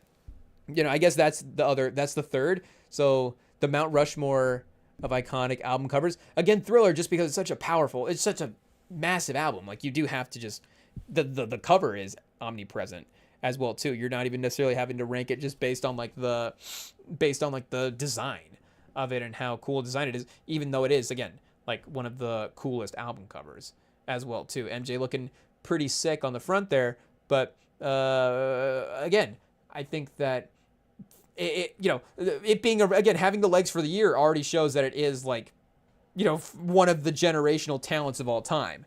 But it's like I could see it having that 2 year sort of life where we're still talking about this next Oscars. Like, again, the music thing was a little bit different for Kendrick because of the way he was able to drop GNX in the mix there as well too. And then of course, eligibility for that was in this past Grammy. So he had two Grammy cycles as well too that he was able to benefit off the awards. And again, speaking of Kendrick, by the time we got to this last awards in GNX, like the award show really was at like the last month of what was the lifespan of that story. Again, GNX in terms of an album, I think is still obviously has great legs. Maybe Luther has, taken a little bit of a, dip as sort of like a instant power type of song at the moment. But, again, the impact of that whole moment was a good 2 year impact.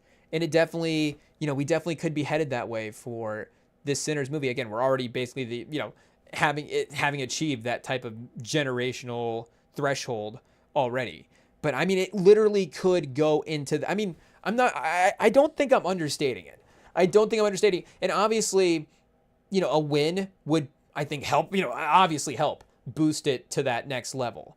But it just being as competitive as it is and just the hype that is, maybe, again, you don't even know the rallying effect that it would have not winning. And this is how you know that it should win as well, too. And obviously, I guess the film critic community and then the Academy Awards, I don't know if they're in cahoots over here. Hey, yo, maybe it hasn't always seemed like it. I'm not sure. But is one battle after another like really going to have that fan base? I guess it is. It probably is. Again, the film nerds out there. But is it really going to have that crazy like reaction if it does win? Like, it'll be cool and we'll get it. And obviously, again, I'm not here to disrespect the career of PTA and what he's achieved or, again, feel sketchy on the stories that he's trying to tell as a director. But either way, again, it would make sense. It makes sense. He's had one of the great careers. I mean, again, at this point, just because of the amount of movie, I guess, you could go movie for movie. Do we have to go movie for movie with, chat? We might have to do this on the next live stream. It is what it is. But regardless, we're excited. We're excited for this Oscars because I think it is possible. I think Sinners is really, I legitimately think it's going to win. I think it's going to win Best Picture. I think there's just no way. There's no way the Academy is going to vote for another movie. How? Oh, chat. I don't know. I guess how is, I guess a vote gone wrong is not, it wouldn't be the first time, but either way, we'll be here Sunday, like we said, for that live stream. It'll be fun, following along, doing the bracket, watching the Oscars. But as we continue to, mosey along with the basketball night here, like we did said, it is a anniversary for a classic movie, so we are going to, and, the slate is strong for the movie album anniversaries. It's been a little bit of a light start to the year, but hey, we can't judge how they dropped these things in the past. So, we just got to take the anniversaries as they approach us here. So we've got New Jack City. Is it IT 35 years? Are we getting the math right there? 35 years that this movie has been out. A classic. Wesley Snipes, Ice-T, Chris Rock, Alan Payne, Mario Van Peebles directing, chat. Like we said, iconic. So we'll be following along to that 35 years later, right after this. Don't go anywhere, chat. It's classic, and you don't want to miss it.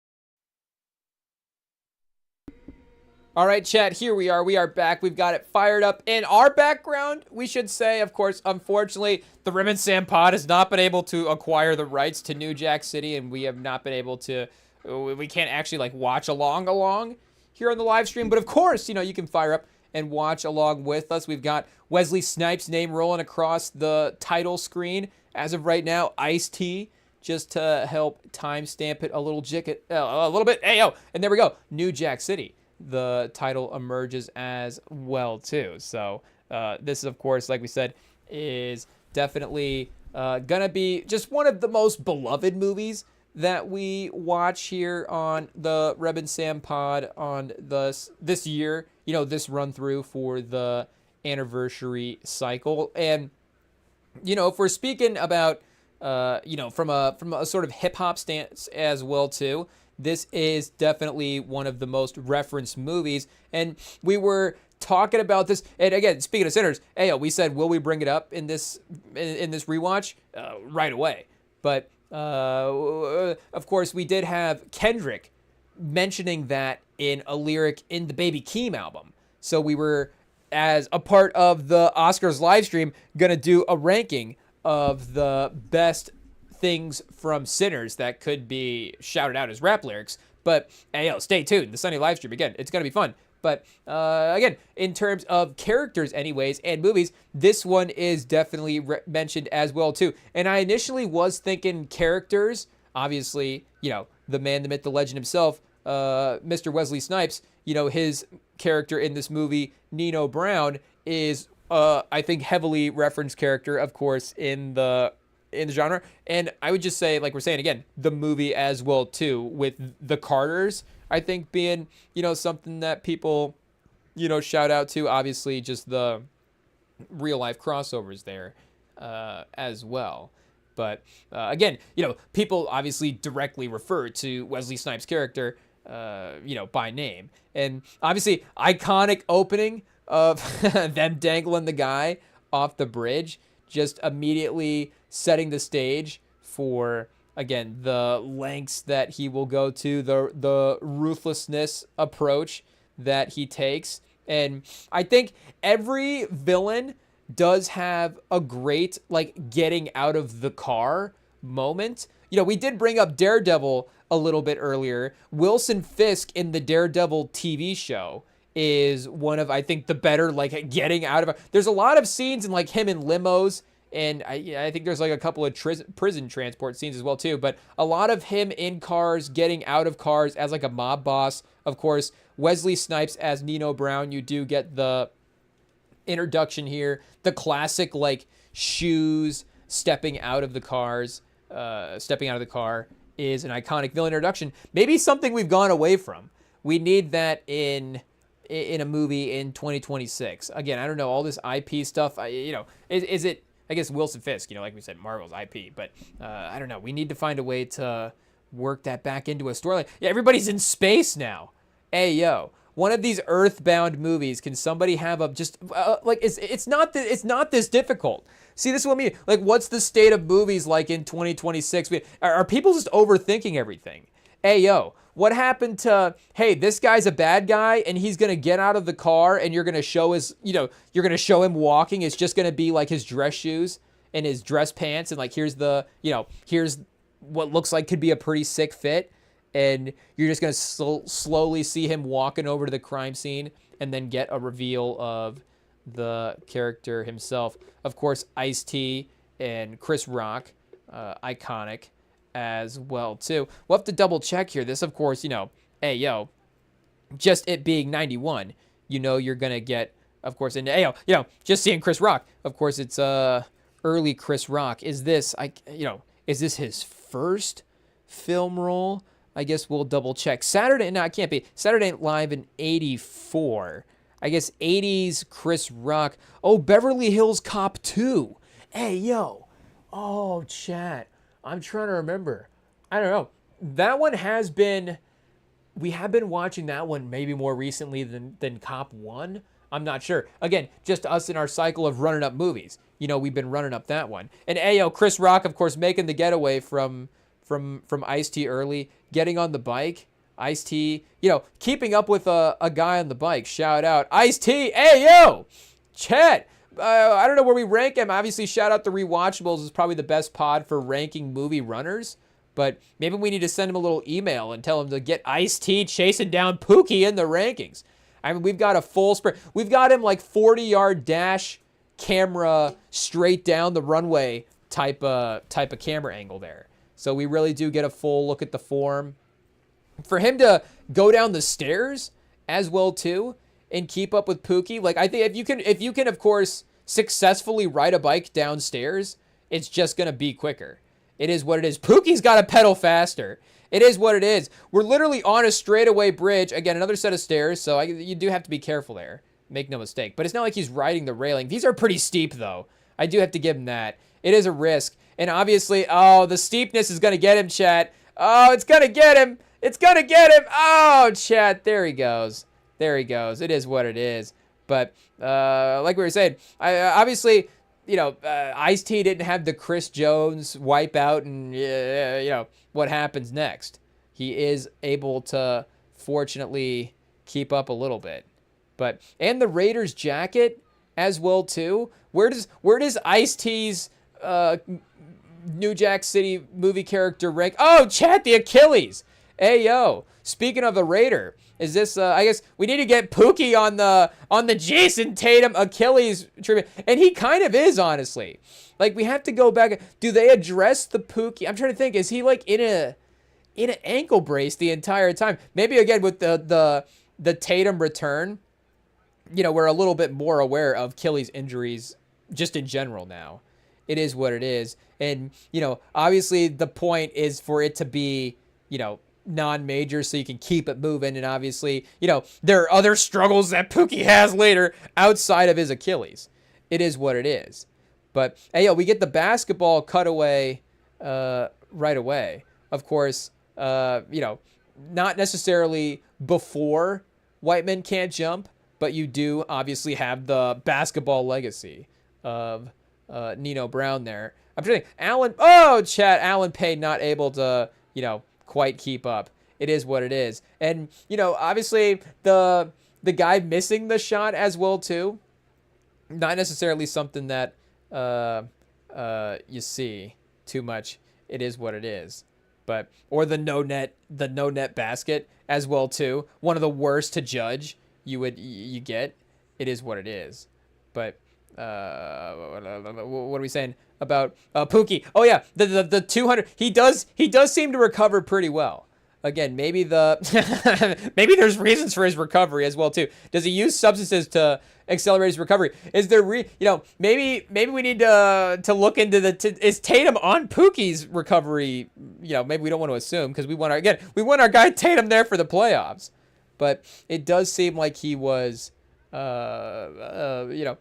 able to move around pretty successfully in this film a little bit later. But yeah, I guess, shout out, Chris Rock, Beverly Hills Cop 87 would have been early in his career. I'm guessing his first appearance there. Oh, discography, filmography here. We need to see the listen. Crush Grove 85. Person standing next to club phone during fight.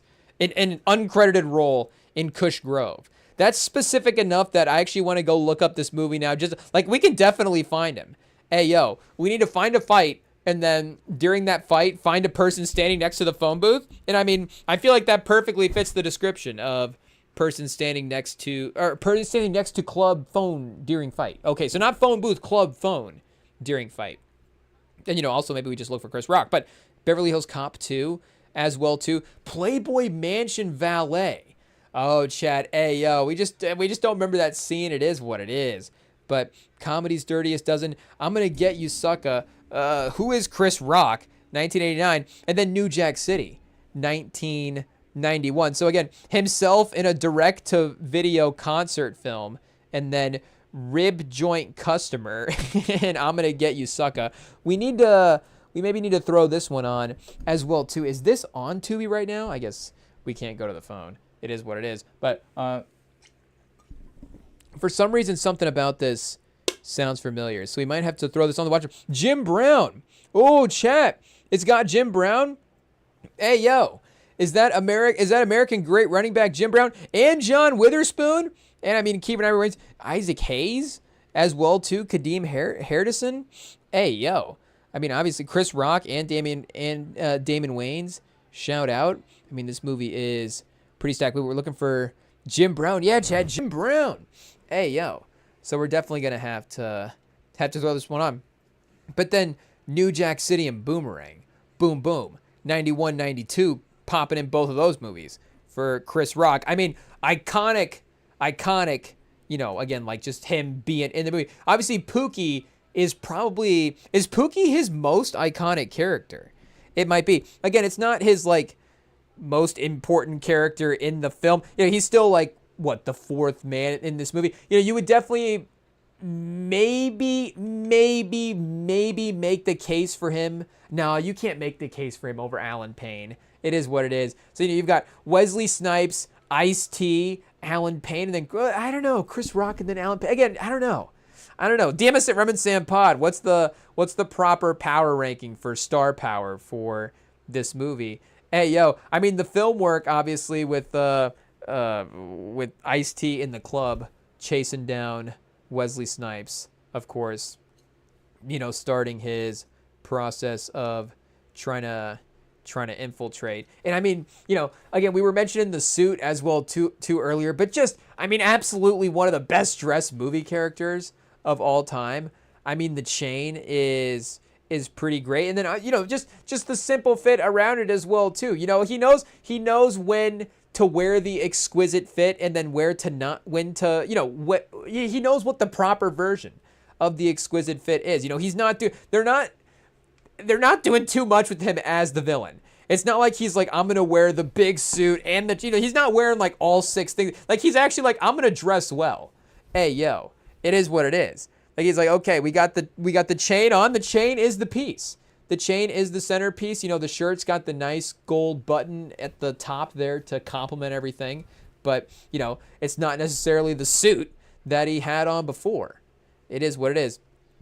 And obviously, this movie as well too, very explicit in showing you, how the trade itself works. So, it is what it is there. But like we were saying, I guess for Chris Rock, because right now we've got Wesley Snipes introducing a new product onto the streets. Hey, yo. Okay, we've got Chris Rock and his comedians in cars getting coffee roll as well. I want to say, where's the Saw movie he did recently? What year is that? Oh, we're in television right now. Wait, so we scrolled past his film. Oh, Spiral. I feel like that could be sneaky up there. Oh, Grown Ups. Of course, his role in Grown Ups. I feel like that might be his. Is that his? Oh, Pootie Tang. I mean, Pootie Tang is iconic. I don't know if Pootie Tang is more iconic than Pookie, but again, he is like the lead guy in Pootie Tang. So I don't know if you give Pootie Tang his most iconic role, but I think it is Pookie.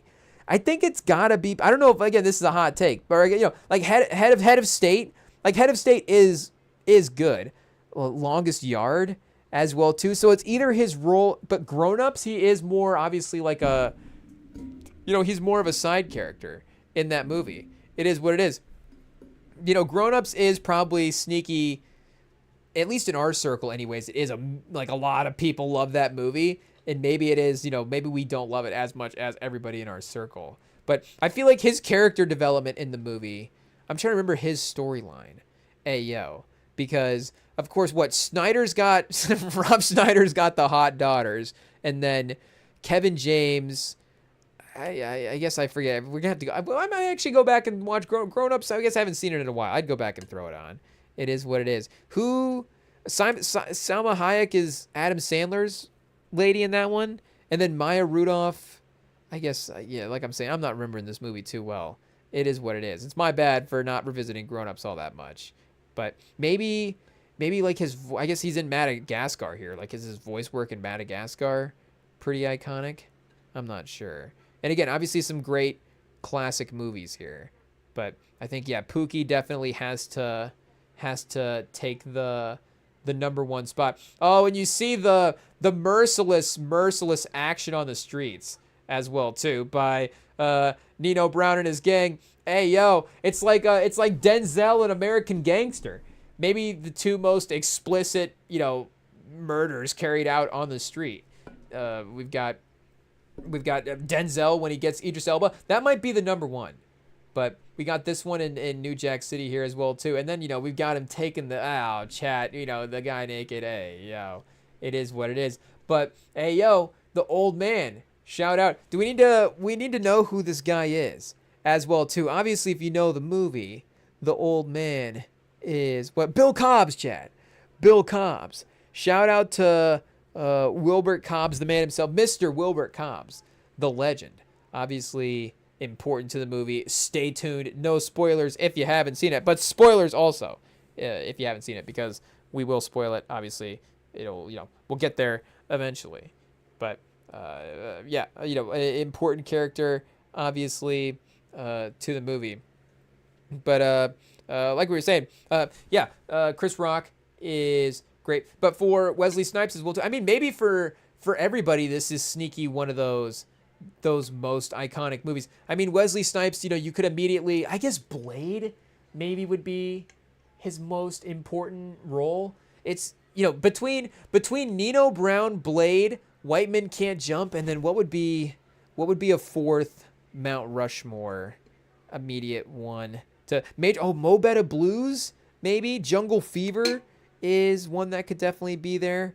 Art of War. I was gonna put Art of War in his Mount Rushmore, and I was like, let me take a look again, just in case. I mean, Art of War is fun. Murder at 1600, again, great time. But just to double check, again, iconic movies. Let me get the name. Tu Wong Fu. Thanks for everything, Julie Newmar. That could sneaky actually be like in his top. Obviously, Sugar Hill being. It's Demolition Man. It's got to be Demolition Man. That's easy, especially if we're talking about the character himself. And Simon Phoenix is one, like, we're talking about it with Sinners, and Smoke and Stack, hey, yo, rappers out there, Rem and Sam call it the rappers, maybe you guys need to be writing Smoke. Can you get AI to write Smoke and Stack into your lyrics at least? Hey, yo, at least prompted to do that. But, maybe get Simon Phoenix in there as well, too. Could you do a Simon Phoenix son? Maybe it's like a Charles Barkley, Devin Booker type of wordplay situation. Maybe it's too much. I don't know if are we asking too much? But regardless, I think that as a character, at least for us anyway, I think it's got to be that. I mean, Willie Hayes in Major League is iconic. I mean, his cameo in Waiting to Exhale is great as well too. But yeah, and Money Train. I mean, Money Train. It could sneaky be Money Train as well. Like, Money Train is maybe his most beloved next movie. Again, outside like the heavy hitters, like we said, of Blade, White Men Can't Jump, and then New Jack City. And maybe as a movie, of course, Mo Better Blues as a movie is probably over. Is that a better movie than Demolition Man? I guess probably. But I think Simon Phoenix is more iconic as a character. It is what it is. I think, and Mo Better Blues, of course, is Denzel's movie as well, too. So, and I guess is Demolition Man, what do you say, Stallone's movie? I mean, Stallone is the protagonist of the movie, but I do think that, again, in some ways it is Simon Phoenix's movie. And I guess, again, the villain in that movie, the villain in, like we're saying, New Jack City, I guess, is he the villain in, well, I guess, we tread lightly if we say, I guess they're both, nobody's really the villain. I guess there are villains in White Men Can't Jump. It's the people chasing them that I guess are the villains. But they're not villains are they villains if they're hustling people? I guess like sneaky, just a whiff of villain for Woody Harrelson and Wesley Snipes in that movie. Again, maybe not the total villains, but you do have to have a little bit of, I guess, the villain side to be hustling people, but also just the hustler mentality as well too. You just gotta get yourself out of debt. It is what it is. Not going to the lengths of, like, say, Alonzo in Training Day, of like setting up a rookie officer and to try to take the fall for a murder and rob your old friend of his stash of cash to pay off a debt.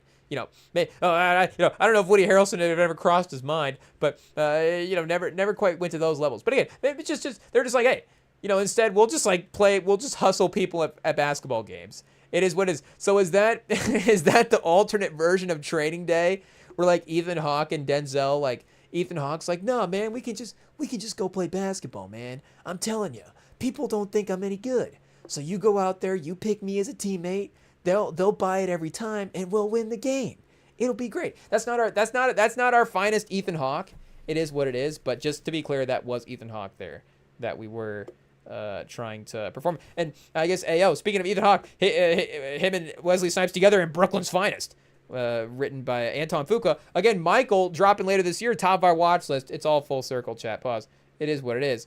But Wesley Snipes, like we're saying, he might have to be considered there for the greatest movie villain actors of all time. And again, especially when you consider them playing directly across from that protagonist type as well too, because again, I'm just kind of glancing over at the DVD stack. It's very limited, so if we keep referencing Set It Off and Scarface and Training Day, my bad. But speaking of like, I guess you could say that again, now I'm blanking on the names. Who's the mob boss down in Colombia that they're working for? Sosa. Is that Sosa, or Sosa's the guy that, which one is Sosa, the guy that's that he works for in America, or is Sosa the mob boss in Colombia? I can't get that straight. It is what it is. But obviously the mob boss in Colombia maybe is the bad guy, the guy that gets Pacino at the end could be the bad guy. But obviously, Pacino could be the in some ways a villain himself. I guess, a villain versus the villain of the movie is obviously, two different things. It is what it is. I guess, again, in the Training Day aspect, obviously Alonzo is both a villain and the villain of the movie as well too. I guess is, Pacino a villain, but probably not the villain of the movie. And even villain seems a little strong for Scarface, but you start going through the resume and you're like, I guess, the guy, Rebenga was probably he was no sweetheart himself as well too. So it's not like the people he was taking out were all that great. Obviously, we'll let them settle it themselves over there in the old mobster world. It is what it is. Carlito's Way, he's trying to be, not a villain in that one. But, for guys, again, that have directly played a villain like that, he is very, very great at it. And there is similarities between Simon Phoenix and Nino Brown. I mean, the similarities being that Wesley Snipes is just insanely charismatic, and he plays both of those guys in a very, charismatic type of way. But they are, of course, very, stylistically different as well, too. I mean, both worlds are obviously very, very different. I mean, you have Demolition Man as a futuristic sci-fi world, and obviously, again, New Jack City as, a mid-'80s crime drama. But still, he is, again, while able to still being, like we're saying, charismatic for both, still able to be, a little bit different. And even, Sugar Hill, to some degree, as well too. And then again, Blade is a little bit of an anti here. I guess, do they have him Arbach has superhero. I guess, Dark Lighting, we said he's an anti-hero. But, again, obviously, I guess, shout out. I guess, obviously a hero. It is what it is. But I guess we're just trying to make the case for what we're saying is all. So we've got enough between the performances that we did mention to make the case there. But let's see. I'm trying to, obviously, again, you could go for iconic movie villains as a one-off. Was Heath Ledger, we have to go in his rom-com role. We have to, what's that rom-com that Heath Ledger's in? It's not Lose a Guy, it's 10 Things I Hate About You. So he's not the villain interest in that, is he? We need to throw that one back on as well. Let's see. Best villain actors. Oh, Boris Karloff? Probably Boris Karloff. Yeah, see, Anthony Hopkins as Hannibal Lecter. Again, obviously, Heath Ledger as Joker, Ralph Fiennes as Voldemort. But those are all, one-off roles. I can't think of... Oh, Ralph Fiennes. Oh, Schindler's List. So, yeah, maybe Ralph Fiennes is the number one. As well, Mads Mikkelsen for his roles in Pusher 2 and Casino Royale. Does Pusher 2 count? I don't even know what that is. We need to get back into the Mads Mikkelsen discography. Christopher Lee for playing villains in Star Wars. Gary Oldman, Book of Eli and Leon. That is a fun 1-2 combination. Margaret Hamilton is Wicked Witch of the West. Good poll by the Google AI. Hey, yo, the Wicked Witch of the West and Darth Vader. That might literally be, I guess maybe the other way around, but that might be the 1-2 for greatest villains of all time. But again, does anybody double up on villain roles? I mean, you do get to the point where you do maybe get stuck in like the franchise. You just play that person over and over again, so you're not always playing as many individual roles. And Ayo, seeing a name here, okay, we got a list top 500 villain actors. Ayo, this is enough names to sort through, that's for sure. Spacey, I mean, again, we tread lightly, but it is true. Usual Suspects and Seven, and I guess Lex Luthor in Superman as well too. But between, I mean, Usual Suspects and Seven, I mean, just two of the great plot twist movies of all time that he is in. And I guess that isn't, Usual Suspects is an interesting one. Again, obviously, spoiler for Usual Suspects, he is a villain in Usual Suspects. Is he the villain of the movie, though? I mean, again, he is. I mean, obviously, I guess. Oh, man. The fact that I'm blanking on his real name now, cancel me now. Hey, yo, what's the name of the cop in that movie? Shout out. We should remember his name. It is what it is, but we'll look it up here. Palminteri, shout out. Is Chaz Palminteri the main guy, or is it Gilbert Byrne?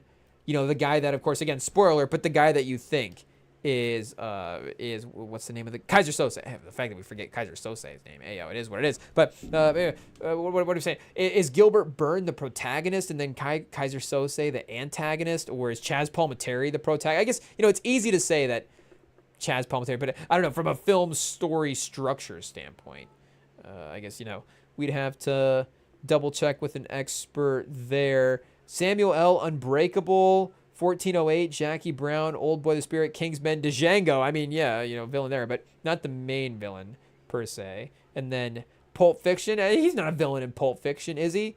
Hey, yo. Pacino, I guess we mentioned him earlier. The Devil's Advocate. Oh, true. Ocean's 13. Hey, yo, we haven't seen that one in a minute. Righteous Kill. Hey, yo, spoiler alert for Righteous Kill.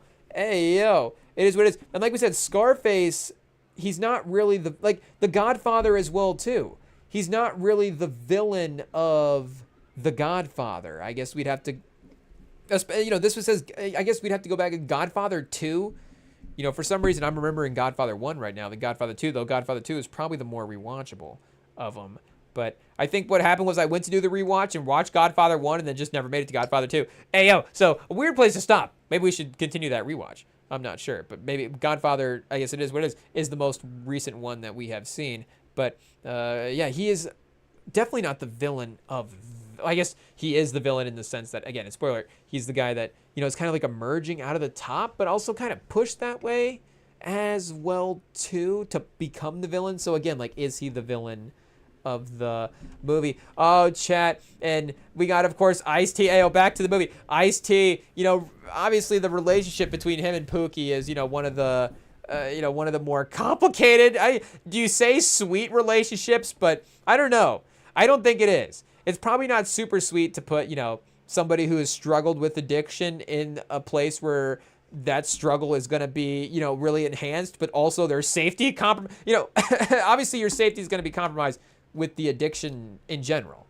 But, now he's compromised his, safety in other ways by putting him in a life or death situation outside of, again, the addiction struggle that he may have. So, again, maybe, I don't know if Ice-T was being sweet, but on the surface, it seems like he's trying to help him, Oh, chat, do you say he's trying to help him crack his addiction? I don't know. Hey, yo, it is what it is. But again, I don't know. These are weird pitching. And for Wesley Snipes, to bring it back to Wesley Snipes as well, too. If we were comparing him to, say, Kevin Spacey, who was, again, at the top of the list here, I guess De Niro as number 1. Of course, Goodfellas, Heat, Cape Fear, Angel Heart. I guess, okay, so Goodfellas, De Niro's a good comparison, and Spacey is as well too in this sense. But again, like Nino Brown and Simon Phoenix are the villains of that movie. Hey, we said that already, but that's how the movies are portrayed. They are set up and they are combating, again, a protagonist source in that movie, and it's that back and forth that is what the story is about. Like, Heat is about that, but Heat is much more about the character of understanding the character of Neil McCauley as well too. I guess The Untouchables is a little bit of more just like a straight up like good guy bad guy type of movie. But and yes, we do obviously understand, I guess, the character of Nino Brown, and there is very, like there's relationship, I guess, again, stuff with, I guess, obviously relationship like with women, but relationships with obviously family as well too, that is addressed from his side, that does, give him like real character moments. But in that Joker, in the way that he is the Joker sense of like that Heath Ledger role, where it's just like he is the villain of this movie. I guess Goodfellas, again, the movie is about the Goodfellas. Like, they are 100% bad guys in the movie, but the movie is still like about them in the sense, like The Shining, Nicholson's like unwinding in that movie. It's a little bit different. A Few Good Men, I think, is a little, and I guess Spacey, what I was going to say about Spacey is, if we're just sticking to the movies, if we're in the comparison here, again, those are plot twist type movies. So it's not Spacey getting like The Usual Suspect. Yeah, he's like the timid guy the whole time. And yes, obviously Kaiser Sose is this iconic, intimidating character. And, again, one of the most iconic villains of all time. But in terms of the performance, you don't really actually see Spacey be the villain. I haven't seen Seven as recently as Usual Suspect, so I'd have to go back and check the screen time there. Hey, yo.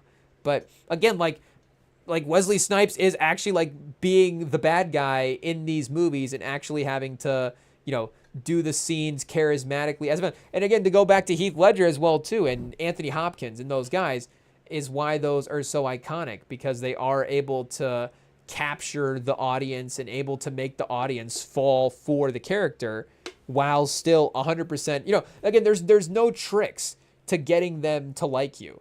Like, Nino Brown is not trying to get you to like him in this movie. He's just like, he's being Nino Brown. Simon Phoenix is just being Simon Phoenix in that movie. He's just causing mayhem. I don't even necessarily remember what is his goal in that movie. It is what it is. That's not a movie that you're necessarily like, hey, let me sit down and watch the plot of that movie. Okay, it's just fun to watch Wesley Snipes and Stallone and Sandra Bullock as well too. Shout out, battle it out in that movie. But like we're saying, again, Wesley Snipes is actually like, actually having to win the audience over while being consistently, making villain moves the entire time. Like, again, the Joker, I guess the Joker from, or, like Thanos or something. Like, sometimes, again, the villain is compelling. Javier Bardem and Skyfall, I don't know. Sometimes villains can be compelling because they make really good cases. And I guess for Nino Brown as well too, he does have a good moment in this movie where he actually does make sense in some type of ways in terms of, again, maybe not, I'm sure, again, his methods in this movie, and maybe not all of the methods of his business, probably not the best. Obviously IT cut probably out of there. His methods of business are not the best in this movie. But again, there are systematic things that he talks about when he in that court scene. That's one of the iconic court scenes, one of the iconic monologues. One of the, I guess we'll get to that as well too. It could be a defining speech for Wesley Snipes in his career. I guess I like that we're talking about Wesley Snipes. We got Samuel L. Jackson pulled up in the background. People are gonna be like, "Hey, yo, does he know what he's talking about?" Okay, but if you just tuned in now, we were talking about villain roles. So we're looking at a top 500 villain actor. I just realized let's scroll over to De Niro or something. Hey, yo, shout out to Samuel L. Jackson. But what are we saying? Yeah, shout out to the villain roles. There's John Travolta. Face Off is an interesting one. They're both those guys. I guess again, like the Travolta. Now I have to remember who's who in that movie. Hey, yo, is Travolta originally the bad guy or the good? I guess he's originally the good guy. He's originally the cop. So the Travolta, even though Travolta is playing the villain, see, it's confusing. Travolta is playing the villain, but the Travolta character is actually the good guy in the movie. So Face Off is actually like too confusing to try to break down for for the villain role. Christopher Waltz, Inspector, not Inspector, in the movie Spectre as Blofeld, the James Bond movie, and then Inglourious Bastards as well too. Three Musketeers. Waterfront. Jared Leto 13. Whoa. Blade Runner 2049. Is Jared Leto good in Blade Runner 2049? I don't know.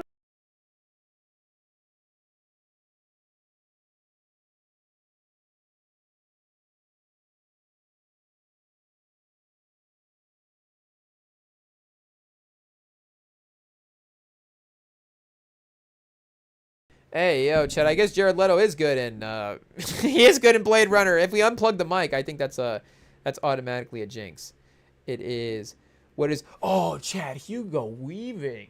It could be Hugo Weaving. Of course, I don't know if we're considering franchises. I don't know why we wouldn't, but Transformers, Matrix, and Captain America is pretty strong. I guess it probably could be Bardem as well too. No Country for Old Men and Skyfall and Pirates of the Caribbean for both fan bases out there that say it either way. The Skyfall, No Country for Old Men 1-2 is pretty strong. Again, no love for our older actors. Like, where's Boris Karloff? Do we need to pull Boris Karloff's filmography back up? Josh Brolin as Thanos. I guess. Yeah, I like that they have him listed as the villain in American Gangster, Detective. I guess he is the corrupt detective. He's not Russell Crowe. I was thinking of Russell Crowe there for a second. I was thinking they had Russell Crowe listed as a villain. You know, the guy chasing down Denzel in any movie is going to be the villain, even though technically in that movie, you know, the villain is obviously Denzel is the mob boss. Tom Hardy, Johnny Depp, Kiefer Sutherland, Fassbender. Denzel in Training Day, American Gangster, and Safe House. Again, I can't say that Denzel's like the villain in America. I guess he is, but he is cool as, I mean, he's definitely like so cool. I mean, he's Oscar level cool as Alonzo in Training Day. It's our favorite movie of all time. But you know, the undeniable swagger of the Frank Lucas character is there as well too. But again, is he the bad guy of that movie? Where I guess. Maybe is that this? You know, is Ethan Hawke cooler than Russell Crowe in Training Day versus American Gangster? I don't know, but you know, Frank Lucas does have that sense of like, yes, again, like he is pushing bad product, but he's also like, I guess I'm gonna push the product, but make the community he's not make the community better. But you know, I guess. We have to go throw American Gangster back on. It's just, see, Denzel's so charming that he's thinking we're making the community better while he's out there selling drugs as Frank Lucas. It is what it is. But, you know, again, Alonzo Harris is not making the community better. He is, at times, you know, making that case to Ethan Hawke to get him to go along with the day, but he's not really at all. Like, I don't think. I guess he could be, but I don't really think there is an interest in. You know, Alonzo Harris does not have an interest in solving crime. I think he's out there to, you know, again, confiscate cash and product for himself, and then, you know, use his job for leverage.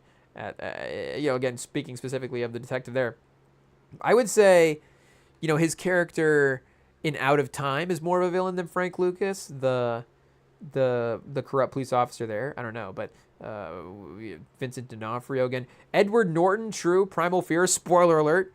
American History X, Italian Job in The Score. But I think. And, you know, American History X is, I guess, you know, is there some Oscar stuff for that one, or is that clown the other way?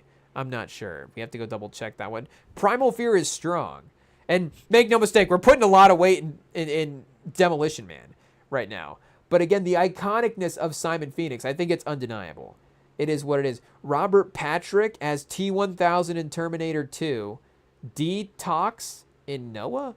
Or Noah in Detox. I guess I'm reading it the wrong way there. We go throw Detox on. Jack Rucker in Copland. Walter Hatch in SWAT Firefight. Forrest Whitaker. Oh, Michael Douglas in Wall Street in A Perfect Murderer. Falling Down. Beyond the Reach. Oh, Malcolm McDowell. A Clockwork Orange. Of course, Alex, A Clockwork Orange. Daniel Lederman, Heroes, The Employer in The Employer. Leonard, Silent Hill Revolution, Tank Girl, Sauron in Star Trek. So again, maybe there is something on this list that is pound for pound as good as as good as Simon Phoenix's character, but I'm not seeing it. I'm not seeing what it is. Wait a second. Steve Buscemi, Escape from L.A., Reservoir. Here we are. Here's a list. Monsters, Inc., Escape from L.A., Reservoir Dogs, Con Air. That's right. Oh, wait a second. What about Malkovich? Does Malkovich have a second villain role in there that we're not thinking of besides Con Air? Hey, yo. I don't know. We think about the need to think about the Fast and Furious franchise again. Is there like Jason? I guess Jason Statham's a good guy. He becomes a good guy in Fast and Furious as well too. True. I guess Daniel Day. I guess Daniel Day at 42 is definitely too low. It is what it is. Billy the Butcher and Daniel Plainview. But again, There Will Be Blood is like about I guess we have to go back and double check. But I think it's like about Daniel Plainview. I guess that's PTA. You know, shout out. We need to be watching more PTA movies. I guess it is what it is. Maybe after the Oscars.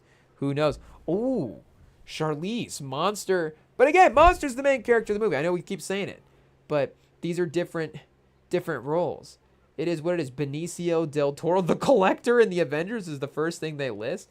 I mean, it is kind of a fun role, but he's definitely, starting to add better roles as the career goes as well, too. Tim Roth is an interesting name to consider. James Caan, okay, 50. I mean, we're not going to go through all 500 actors. Pause.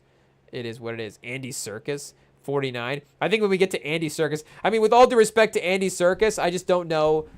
Andy Serkis to Wesley Snipes is. I think we're good there. I think Wesley Snipes is far and away the better actor. It is what it is. And hey, of course we get the Scarface in the background as well too. Maybe we shouldn't be noticing the Scarface. It is what it is. But maybe for professional YouTube live stream reasons, we'll just notice the Scarface. It is what it is. But for our guy Alan Payne as well too, and like we're saying, this is one of those, again, to borrow a Rewatchables term, one of those Apex Mountain type movies for the people that are in it. I guess from a movie itself standpoint, maybe White Men Can't Jump is a little bit more iconic. I guess White Men Can't Jump did get a remake, and New Jack City hasn't gotten a remake. I guess, again, how do you debate the iconic status there? Is it more iconic that it hasn't gotten a remake, or more iconic that they were like, yes, we'll remake this movie because, again, there's an audience for it, maybe a larger audience for it. But for our guy Payne as well too, again, he is the lead guy in Blue Hill Avenue. So he does take his version of leading the mob movie, and I think Jason's lyric probably is, again, if we're debating movie, it would be between New Jack City and Jason Lyric as his best movie, and he's a little bit more important in Jason Lyric, just again in terms of the offense that he's running in that movie. Though again, Blue Hill Ave is a sleeper. The Perfect Storm, I guess we need to go back and throw that one on as well too. Though ocean movies do scare us. It is what it is. So I'm not necessarily like wild about throwing on an ocean movie. It is what it is there. But yeah, in terms of the movie career for our guy, again, in terms, I guess like Jason's, I don't know if Jason's lyric is Jason's lyric like referenced in R&B? Hey yo, I don't know. Do they? I guess there's movie references in all types of music. It is what it is there. But I would say, again, G Money probably a little bit more referenced as well. And, Blue Hill Ave, maybe not necessarily like, the tier 1 as beloved gangster movie as some of these, but it is a good time. Shout out. I like throwing on Blue Hill Ave. It is what it is. And maybe it is also, again, like that, not to say that like a movie like New Jack City is worn out of people talking about it, but there is that underrated factor of Blue Hill Ave as well too. It's like, hey, nobody's talking about Blue Hill Ave. It is what it is. So, and again, when you're not, when you're just throwing movies on Tubi in the background, it's a little easier to judge them as well. Can New Jack City hold your attention for an hour 40? It is what it is there. Is Blue Hill Ave 2? It might be 2. That might be, it could, 120. It could be 95, like any of these. Shout out. But, New Jack City is a spot on there. And, his character arc in this as well, too, is probably a little bit more iconic as well, too. Obviously, a tough movie. Not a lot of, I guess a tough percentage of people making it out of this movie. Again, AO, spoiler alert. It is what it is. So that doesn't always necessarily mean mean iconic for a movie character. But, again, to showcase the range for Alan Payne as well, too. And in terms of his acting, I think his, again, I'm not saying that, say what you want about Blue Ave, but his acting is just better in this movie than it is in Blue Ave. And, again, everybody is great in this movie. And that could be maybe him acting across from Wesley Snipes as well, too, and Chris Rock. And, again, maybe, I don't know if you necessarily think of this stack cast, Ice-T as the number 2. But, again, you go through, obviously, the names are there. Obviously, maybe Judd Nelson. Again, rewatchable, iconic rewatchables award named after him and this performance from this movie. But, again, Alan Payne is obviously a really, really great performance in this movie. And, again, not just a defining role for his career, but really is able to showcase a lot of range. Like I say, you see the sort of violent stuff that he is doing in this movie and being that, tough guy gangster, but then also, again, you're having to compete with Wesley Snipes, and the whole point of the character is Wesley Snipes is the most powerful, charismatic, charming, villainous guy in any room that he walks into. But, again, to step on something that might be later in the movie, but, G Money obviously does have that moment of are we equals? But kind of hey, this is a both of us type of situation. And again, not to say that Alan Payne is performing on the level of Wesley Snipes, because again, that's not the point. And Wesley Snipes is the best performance in the movie. Shout out. It's just again, speaking of, he's actually dropping it's actually Kobe dropping the 81. I guess we had to go back and look up the number two performance in the game. Maybe Alan Payne was better than the number 2 in that game, but it gets actually somebody just having an all-time game, but Payne is right there with him, for being the guy. And again, I'm trying to say this as a compliment, but for playing the guy in Wesley Snipes' shadow, he is doing that really, really well. Because again, he is being great at being the, the mobster gangster guy as well too. But again, it's just Wesley Snipes is just such a generational talent and such a great, mobster gangster charismatic guy that, again, it's just going to be undeniable. But Alan Payne is able to hang himself, is able to hang with Wesley Snipes himself. It is what it is. Again, our apologies for any confusion of sentences there. But, we're just trying to compliment his performances in this movie. But, again, you do obviously see him attacking. And there is, and I guess he is really great in Jason's Lyric as well, too. That's a pretty riveting. I guess we just like New Jack City more. I mean, it's not to say that we obviously, shout out. If we had to pick, Alan Payne and Jada Pinkett, if we had to watch a movie and you're just, okay, movie A is Alan Payne and Jada Pinkett, or movie B is Alan Payne and Wesley Snipes, you'd be like, hey, yo, this guy really loves Alan Payne. But shout out, we'd be like, that's a difficult choice. That's a difficult choice for who we'd want to watch in a movie as the number 2 co-star. And, again, a little bit different in terms of the emotional range that he has to tap into that movie, and sort of the depths and psychology of that character is a little bit different as well too. And he is able to portray sort of the hardships of that character's past very excellently, if I could say that as well too. And chat, I should mention the scene in the background right now is Pookie. He's got the lighter. Oh, the iconic Pookie with the lighter scene. And it is a tough watch, obviously. Oh, now he goes back to bagging the pills. Like we said, Ice-T, he's got, of course, Pookie infiltrating the Wesley Snipes organization, wearing the wire. Hey, yo, he not only has he got him snitching, but he's got him back with his temptation, like we said earlier.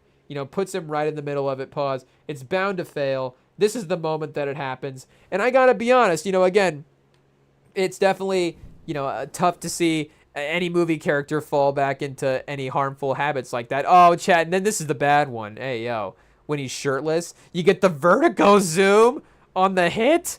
Oh, chat, you hate to see it. He caves. He officially caves and then goes back to bagging up. Now he's dancing around. Why is he surprisingly in a chipper mood? We're at work. He shouldn't be this happy.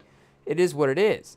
But it is honestly one of those moments. Like I said, there's a lot of iconic scenes, there's a lot of iconic quotes, and a lot of iconic things to take away from this movie. But it is one of the moments that I think, honestly, I think back to.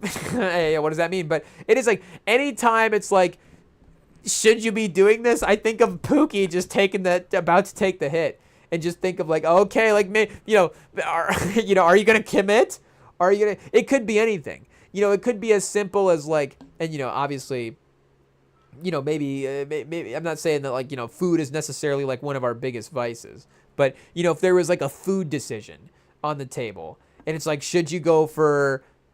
I was gonna say, I don't know if the food I was about to use was a little bit of a bad example, probably. Hey, we were gonna wander into pause territory there. It is what it is, and unfortunately now those are the only two that I can think of.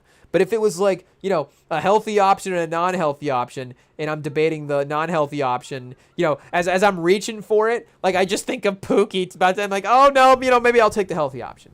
It is what it is. Or, again, anything. It could be like a workout situation. It could be like, are you gonna like, oh, you've been faithful to the gym, like maybe you could just take the one day off, and you could get right back on your cycle the next day. It'll be really easy to just, again, take one day and just get right back on the horse, no problem.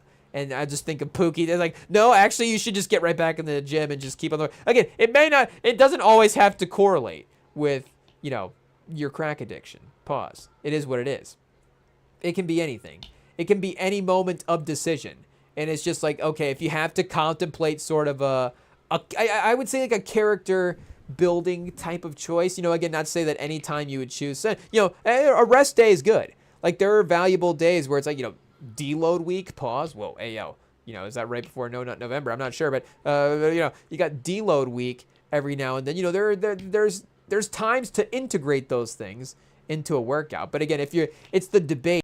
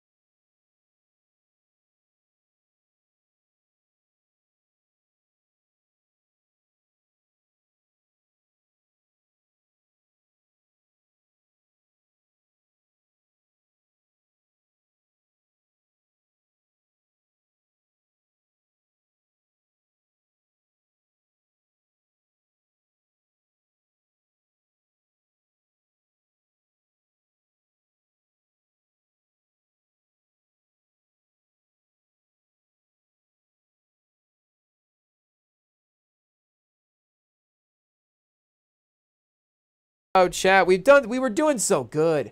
We were doing so good to have the mic on, but we just have to ruin it for ourselves at some point in the pod. It is what it is. Again, we said we were gonna duct tape the mic cable into the microphone, and I guess we haven't done that yet. And yeah, we paid the price for it right there. We paid the price for it. The mic cable got detached. So if you skipped ahead in the video to when we solved the problem, we appreciate you. Welcome back. Welcome back. We're over here talking about, of course, shout out Chris Brown. Chris Brown. Ayo, still thinking like a man. That movie that we got earlier, but it was Chris Rock. Ayo, it is what it is. We didn't get them mixed up. I guess we did. We just said the wrong name. It is what it is. But we know that Chris Brown is not in New Jack City. Would Chris Brown be in the remake? I do not know. I don't think. Do we cast a remake for New Jack City? I saw a post today. I think this had to be a troll. This had to be a troll. I mean, it obviously wasn't real, but there's no way they were really asking for this as well too. But it was a Love and Basketball remake, and it was starring Jeremy Allen White and Sydney Sweeney. Yikes! Whoa! I was like, hey, yo, what is this? I forget who was directing it as well too. It doesn't matter. I'm out. Hey, yo. I mean, Jeremy Allen White and Sydney Sweeney can star in their movie. Make no mistake, it probably shouldn't be a Love and Basketball remake.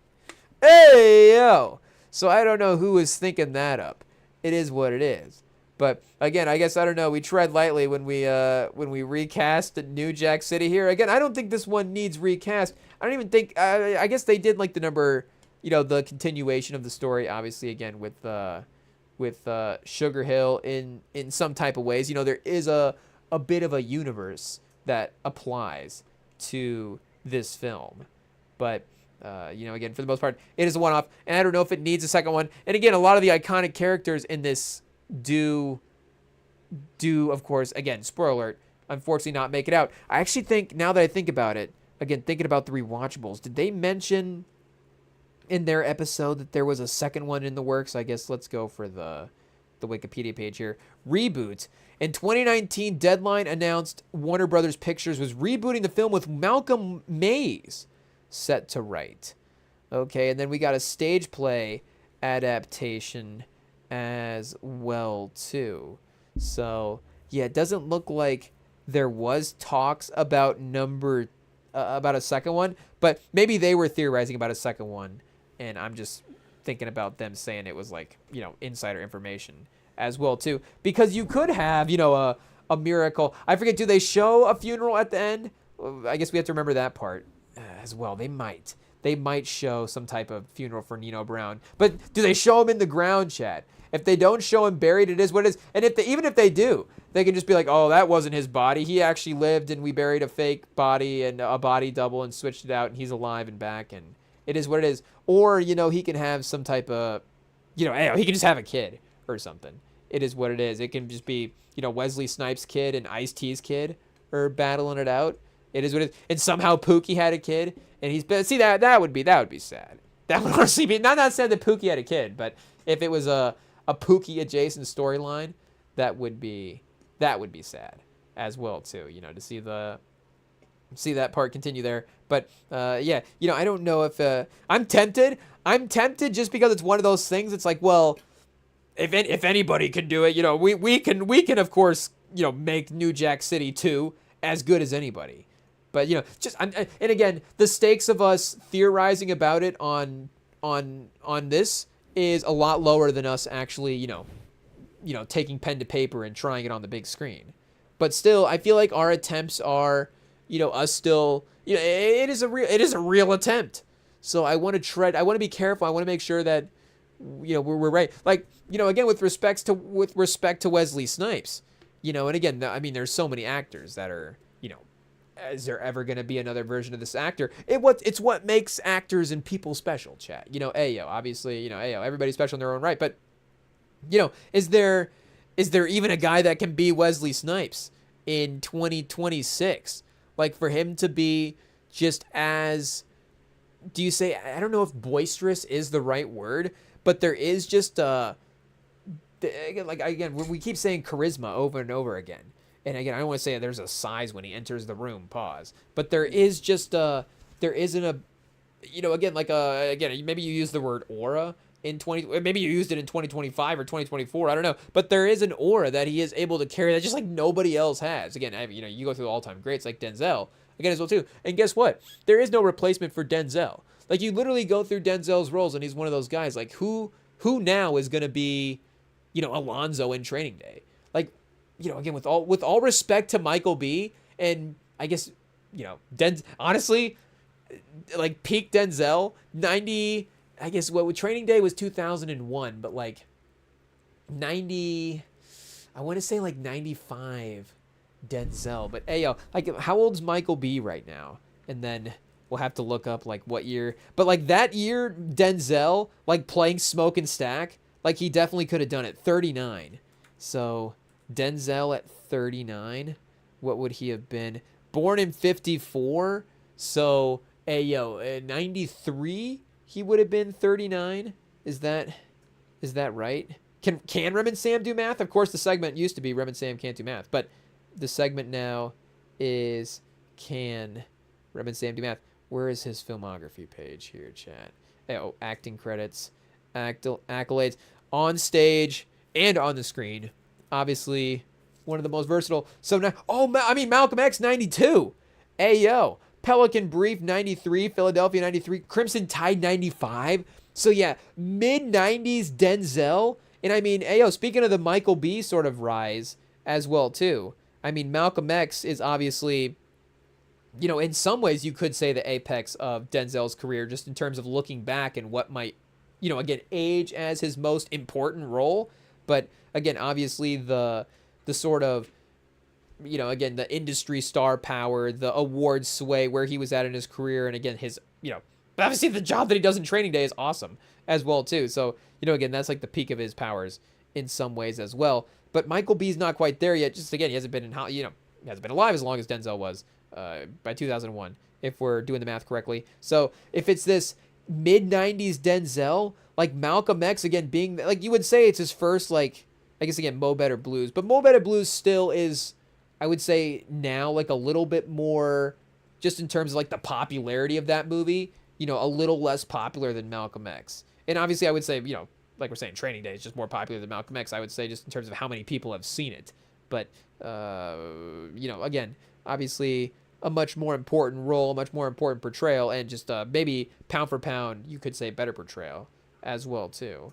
But again, like, I don't know if Michael B could be Alonzo to the level that obviously Alonzo is, or I think Michael B in Crimson Tide is interesting. Like, I don't know who the Gene Hackman is right now.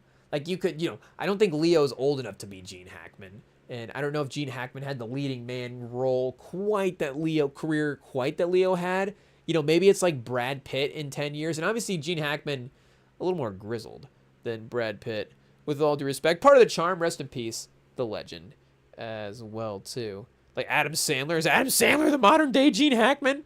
I don't know. Ed Norton, like, who's the legendary actor that everybody... Michael Douglas? Could Michael Douglas be the modern day Gene? Is it Michael Douglas and Michael B? Is it Michael versus Michael? Hey, Michael Douglas versus Michael B in Crimson Tide, the remake? And that's him, like, could he... Like, I think there are roles that Michael B could play in the Denzel discography out of time. Michael B is perfect in Out of Time. Hey, And Man on Fire, a little Without Remorse kind of, revenge style as well, too. Without Remorse on Tubi right now. Go throw it on. Hey, that's definitely like an Oscars hype type of move. Let's get Without Remorse on Tubi. It is what it is. But what are we saying? Like, I don't know, again, if Michael B could be, and again, I'm saying about anybody, but just to say that Michael B is literally, again, like let's look at the awards, like literally the best actor in Hollywood right now. I don't know if Michael B could be Nino Brown to the level that Wesley Snipes, played it. And again, I don't, could, and again, Denzel's our favorite. Could Denzel even play? I don't even know if there is a role that Denzel could play the way that Wesley Snipes played it. Maybe Blade, just because of sort of and again, obviously Denzel cool, Wesley Snipes cool, but there is again, sort of a collected coolness that Blade has that I think that Snipes had. But again, like Denzel's Sidney Dean is going to be a little bit different than Wesley Snipes' Sidney Dean. I mean, Denzel, I mean, you see him in He Got Game, of course, and he's an older version of a basketball player in that, again, compared to, Sidney Dean, who is, again, at the peak of his street hustling power days when that film is taking place. But you do, I think, get a different version of the character. It's still great, still getting all the same great smack talking, and again, still going to be able to compliment Woody Harrelson great, and might even be a better basketball player than Wesley Snipes. With all due respect to Wesley Snipes, but Wesley Snipes again, just as a character in that movie, as a simple way to phrase it, but just as a character in that movie is better. Or like the rooftop scenes as well too. Like we get one here with Wesley Snipes and Ice-T, and like we said, like the court monologue as well too. Like Samuel L. Jackson might be able to get to the sort of animated gears that Wesley Snipes can get to. Like there's a version of the Samuel systematic monologue that is, again, great as well too. Obviously, again, like the monologues that he gives in Pulp Fiction are some of the great monologues in, movie history. But again, Wesley, like this movie, you get that range where he is monologuing. He gets to be like serious in some of these scenes. You get to show him, like we're saying, lock in some of these introspective moments, and then go be that big character in some of those crime boss moments as well too. And that bounce, I mean, again, like Denzel in Training Day, there are moments, and that movie is just a little, like he's not being the crime boss of like running a whole operation in the same type of way. Again, he's in debt, he's scrambling. His operation is, again, a little bit more underground. And the fact that it's like this, secretive, sort of under the radar, corrupt police ring type of thing. He's not, there's probably actually like a Nino Brown character that's actually, again, maybe a little bit more powerful, controlling some of the stuff in maybe the operations that he's running. Again, maybe from the Russian side of things, again, he was obviously in trouble with the Russians in that movie. But, again, regardless, he is, different perspective when you're, in a different level of the organization there. But like I said, I just don't know. And, obviously Jack Harlow being the bigger name for the White Men Can't Jump remake as terms of the people starring in that movie. He might have gotten a little bit more clown for it as well too. And, again, I haven't seen that movie, so I forget who is, re-starring in the Sidney Dean role there. I should know. I almost feel, again, inappropriate going to the White Man Can't Jump. For going to the White Men Can't Jump Wikipedia page, and it's not the 1992 one. The fact that we're going to 2023. Sinqua Walls, if we're saying that name right. Oh, Lance Reddick, chat. Rest in peace. Is in this as well too. And Tiana Taylor, Vince Staples. I mean, the Tiana Taylor casting, obviously. You got an Academy Award winner, Academy nominee in your movie now, after obviously, what she has been able to do this award cycle. I guess, we'll see the Academy Award if that is hopefully in play for her there as well. But I guess, the Academy Award there's a couple different people that would be incredible to see them take home the win. But again, like, I'm not trying to disrespect Sinqua Walls here. Again, I guess, Friday Night Lights, and White Men Can't Jump. I guess, the names of the properties that he's been in have obviously been really, really great. But, what do you're taking the Wesley Snipes role? Like, and again, with all due respect to Woody Harrelson does have an undeniable charm about him that you might not be able to replicate. Who's the modern day Woody Harrelson? Kind of a unconditional, I guess, do you say unconventionally attractive? I think, is that the right phrase for it? Is Ed Sheeran, if Ed Sheeran was acting, would he be the modern day Woody Harrelson? I don't know. But again, like a legitimately great Academy Award actor. But is he, I don't know if he's the, again, we try to shout out to Woody Harrelson. but maybe a little bit more replicable than, again, anything that Wesley Snipes has ever done in his career. Like, I don't know who is possibly able to approach a role with that type of just ability to be able to, again, command a whole room with that type of charisma at that level. Like, again, to bring Michael B back into the conversation, like, there is a calm presence to him. In, like, Killmonger, for example. Like, Killmonger is actually a great example. And, again, he's actually, again, like, when he's in Wakanda, obviously, like, being the king, again, he's it's a hostile takeover of Wakanda. So there is that apprehension of the people in the room. But he is still, again, like a charismatic, larger-than-life character in those moments.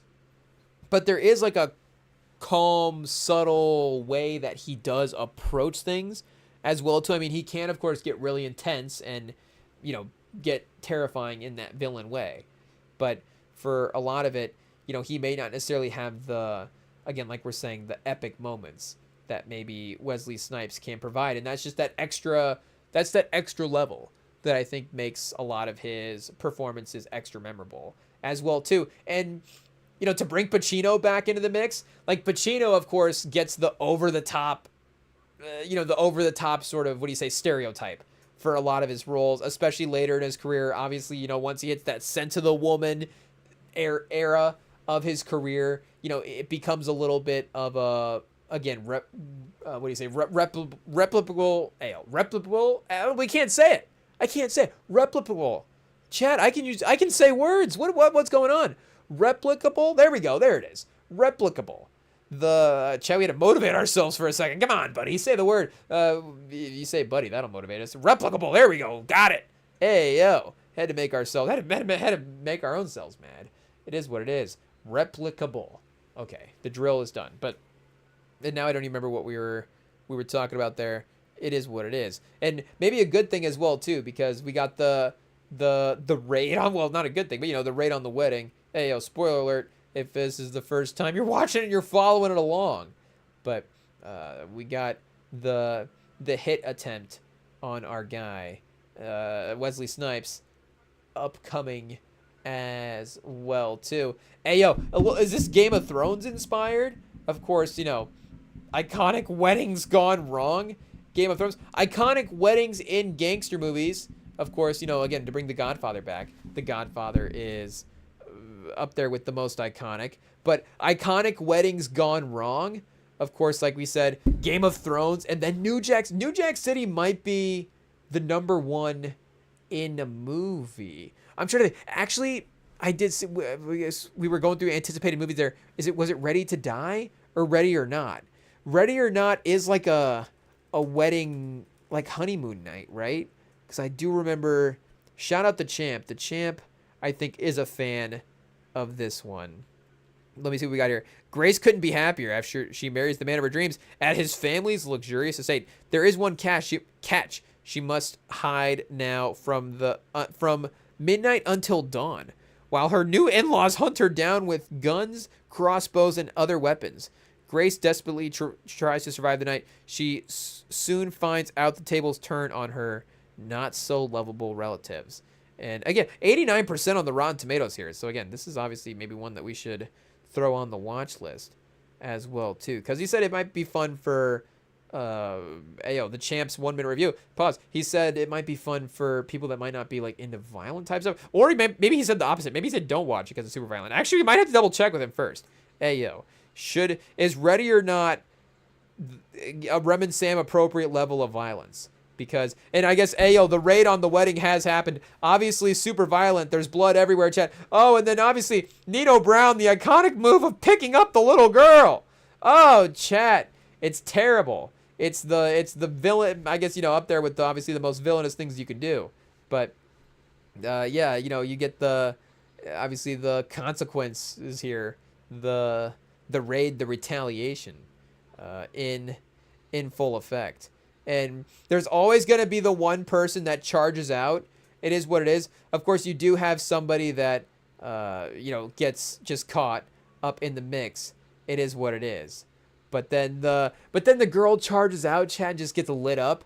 it is what it is. I mean, what do you do? You're going to get hit by the crossfire of your own people as well, too, the way you just charge out in the open there. So that was honestly tactical error. I'm not trying to make any larger statements. Again, we had tactical error all over the place. But just to break that one down there, it's unfortunate that that one went wrong. And of course, you do have Ice-T has a couple of moments to turn the tables and get Wesley Snipes. I mean, honestly, that would have been a great time to get him. That would have been a great time to get him. You do have the what do you say, the chance that somebody does turn on you there as well too. But things had already started to go south with him and Alan Payne. Of course, at this time, the Nino Brown G Money relationship. I feel like if you had gotten him there, you could have potentially talked G Money down off the ledge. I mean, if you go into full cop mode and try to arrest everybody at the wedding there after, again, their wedding's been raided and you just killed Nino Brown, they might turn and get you there. But at least in terms of eliminating the main threat, in his eyes, he would have been able to, take care of it there. Obviously, he's not next to Nino Brown to drop any iconic quotes or really tell him how he feels about, how badly he wants to take him down. But hey, pause. What do we mean by that? I'm not sure we know what Ice-T means by that with the way he was phrasing it in some later quotes. But again, for now, he does, I guess, live to see the bigger picture. Live to see another day. And the retaliation chat, the back and forth, the violence, the circle of violence. It doesn't stop. But like we said, for Snipes, it would be obviously, again, impossible to recreate him as an actor. Again, hey, we tread lightly with AI recreating everybody these days as well, too, because they literally are going to recreate Wesley Snipes and cast him in movies. And I was thinking, I saw an AI clip of somebody did like an AI award show, and it was like all of the legends that, are no longer with us. It was like Whitney and Michael Jackson, and I don't, those are the first two that I guess, come to mind. But it was just, they had Kobe on stage as well, too, presenting. So it wasn't just necessarily musicians. Oh, Pac was there. And again, it was like all these deceased legends. And the post was like, well, is AI really a bad thing? Like, all these, people that can no longer be with us. Like, is there a way that, again, we can utilize these things? Comment below, is AI good or bad? It's like, okay, I'm sure that, obviously, is there single uses for either case that it can be good for this use and bad for this use? Is AI good as a larger argument because we can have AI award shows and stretch of an argument there? But can that be a fun use for AI? Sure. But, I was thinking, would I go to the theater to see an AI Tupac movie? And initially, again, I'd want to support the Tupac estate. So if like the Tupac estate was behind it and there was like some real, like, no, like actually you should go see this to support, like really like support Tupac's legacy. Like, he'd want this. Hey, like this is not the Drake verse. Like, again, if some way that was real, and maybe Pac wouldn't be the right example. Like, again, if they were like, the Michael biopic is really like I forget the kid's name that is actually doing it. Pause, but I don't want to say is it Jermaine, but it might be Jermaine's kid, is what I'm thinking about here. But here, let's see what we've got for Jafar. Hey, shout out to Jafar Jackson. So if it was like Jafar is actually gonna be like playing like an AI Michael in this, like he's literally gonna he'll be the motion and the actual actor, but it will, because I guess somebody has, or maybe it literally will just be like, it's AI Michael Jackson in this movie. If that's what they were saying, then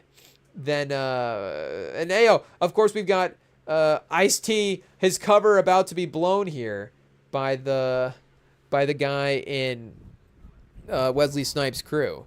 And again, obviously the fits from Wesley Snipes. He had a fit on earlier where it was like the red suit with the black like turtleneck shirt type of situation underneath, and then this one he's got like a red suit, red shirt, but then the black overcoat over that.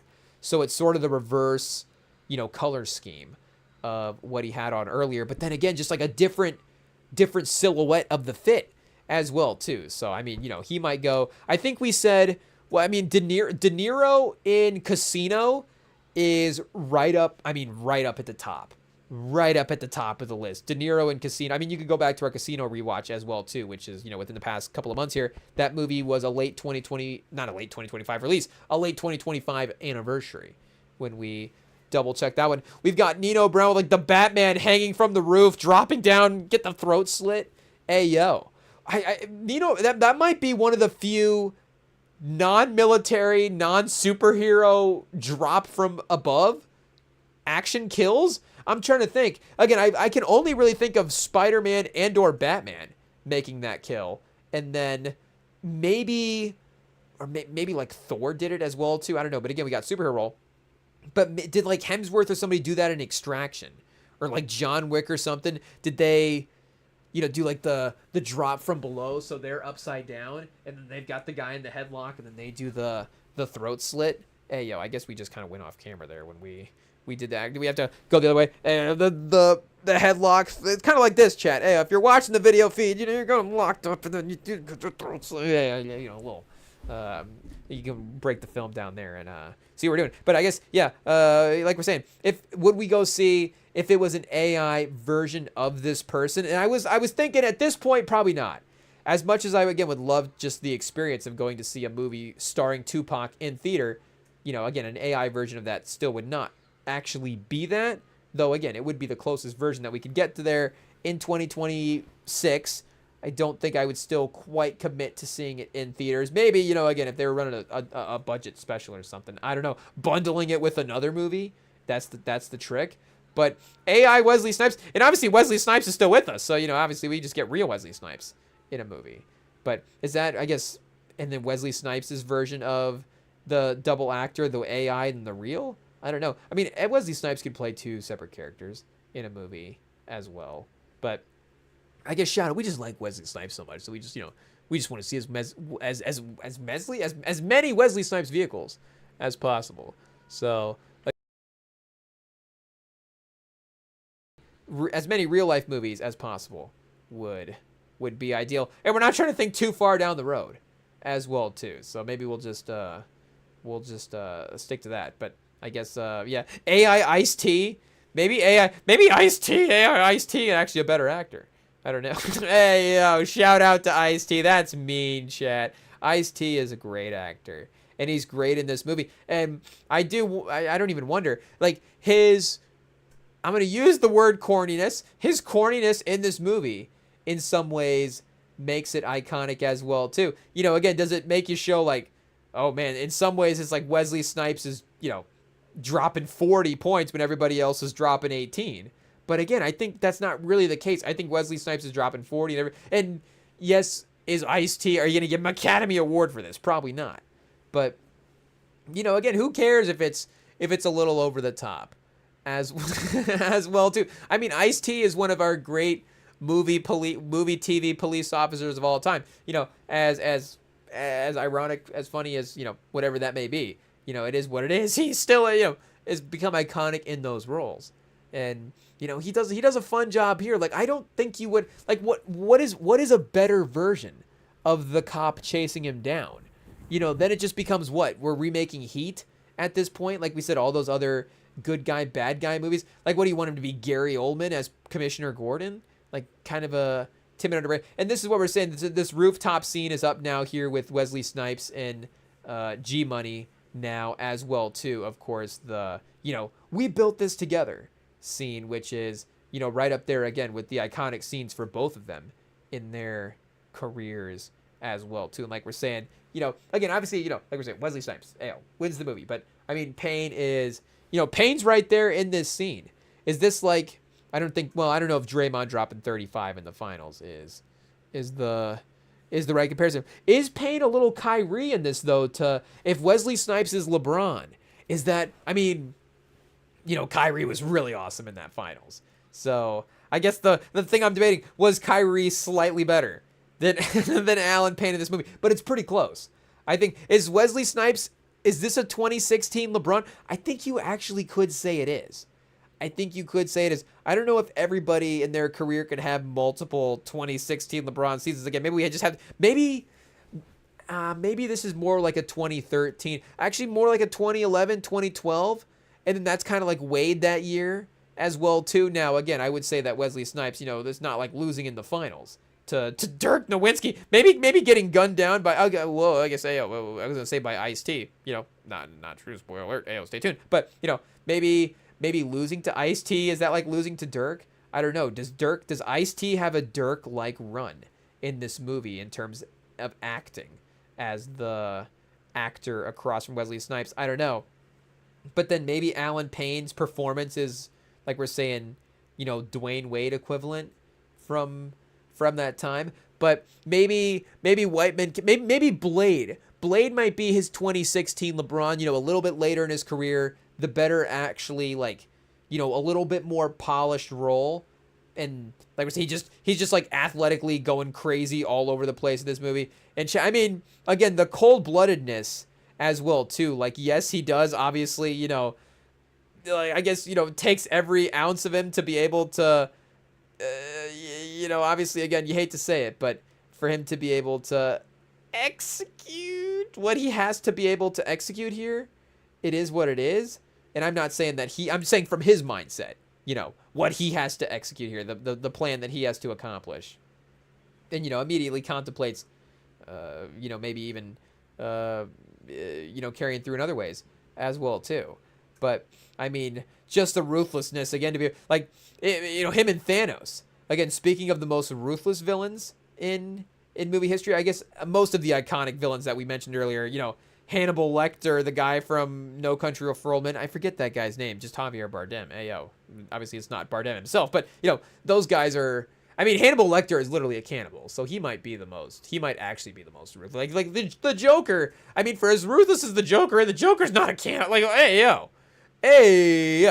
the Joker has some limits out here. Like, Al Capone. Robert De Niro's Al Capone like has some limits. Like, Wesley Snipes would actually look at Hannibal Lecter and be like, that's disgusting. Like, who is this gross man? But regardless, I think that he is, still pretty ruthless there for executing the people that closely around him with no regard.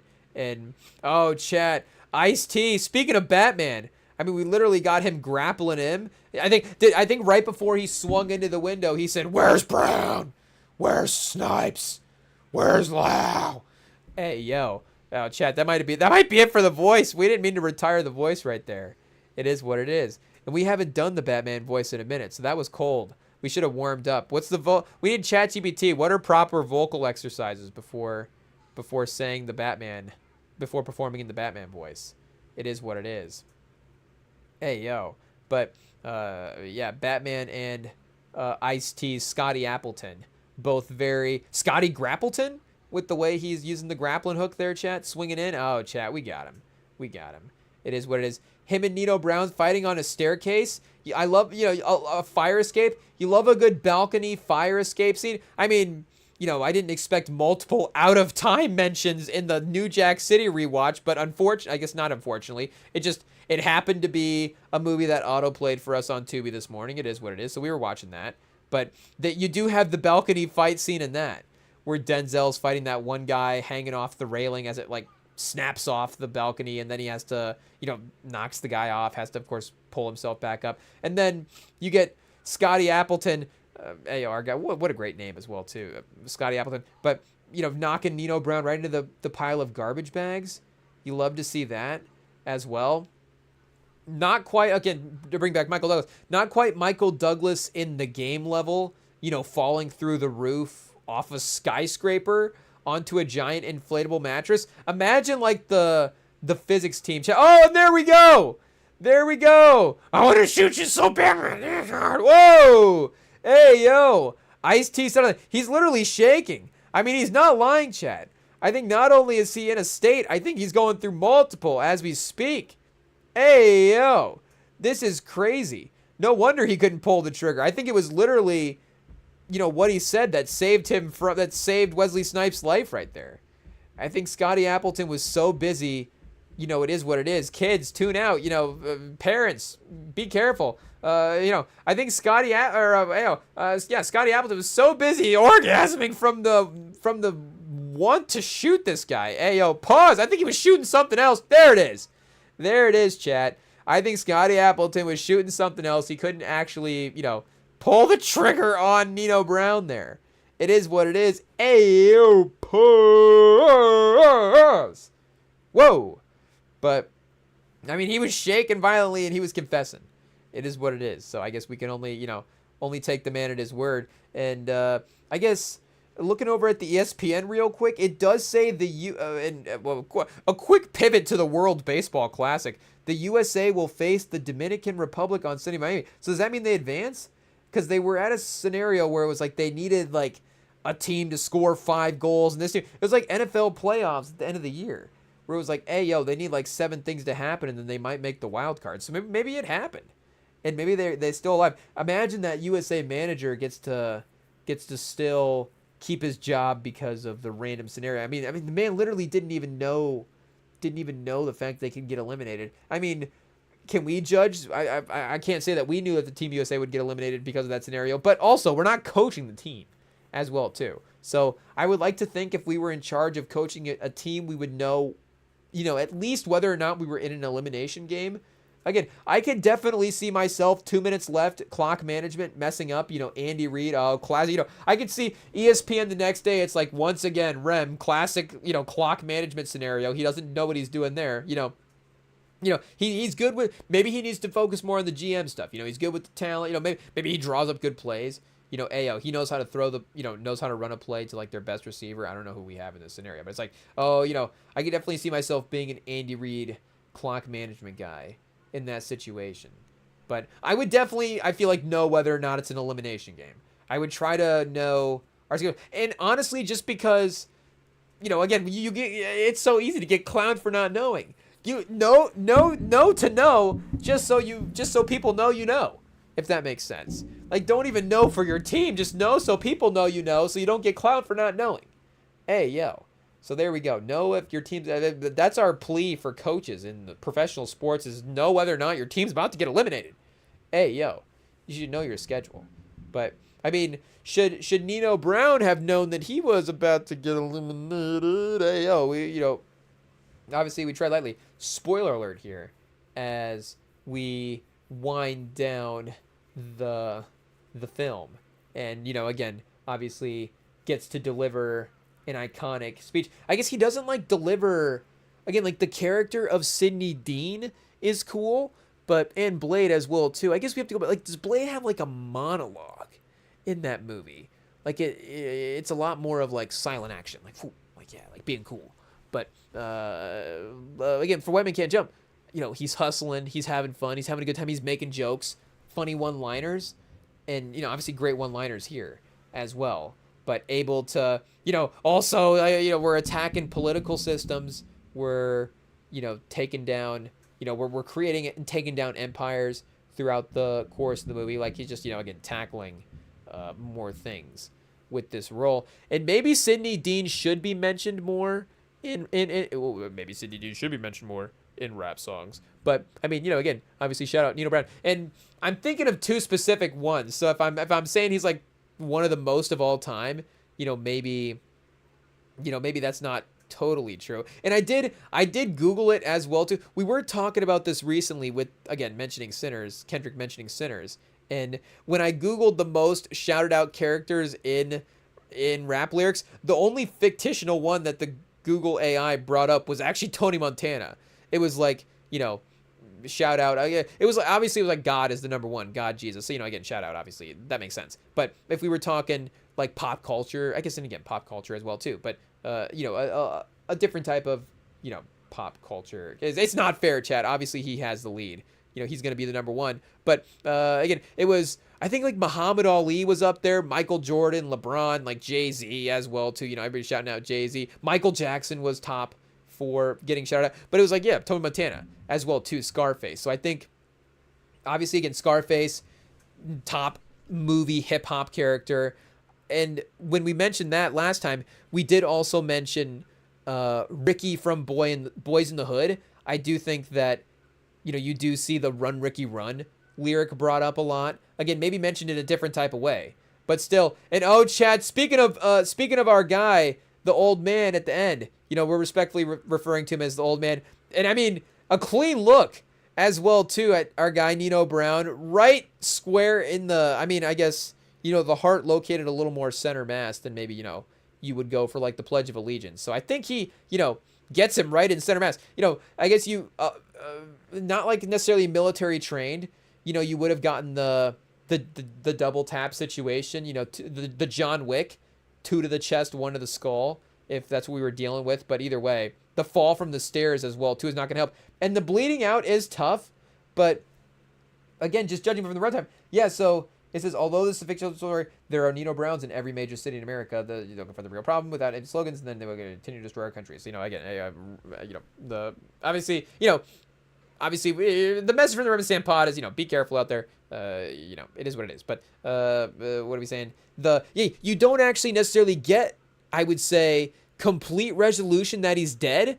So that would, of course, be a bummer for our guy Cobbs there at the end if he does. I guess, and they do literally have him listed in the credits as Old Man. So we were, that is his character name. With all due respect, it's not like they have a hidden. There, some of those guys, of course, they have the hidden character name as well too. So it's not like he's hidden as like, I don't know. I was gonna say his character name's like Richard Pryor. I don't know, Ayo. But it's not like Daryl Pryor is like the old man that shoots him, and you're like, oh, I didn't know Daryl was like the old man Daryl got him.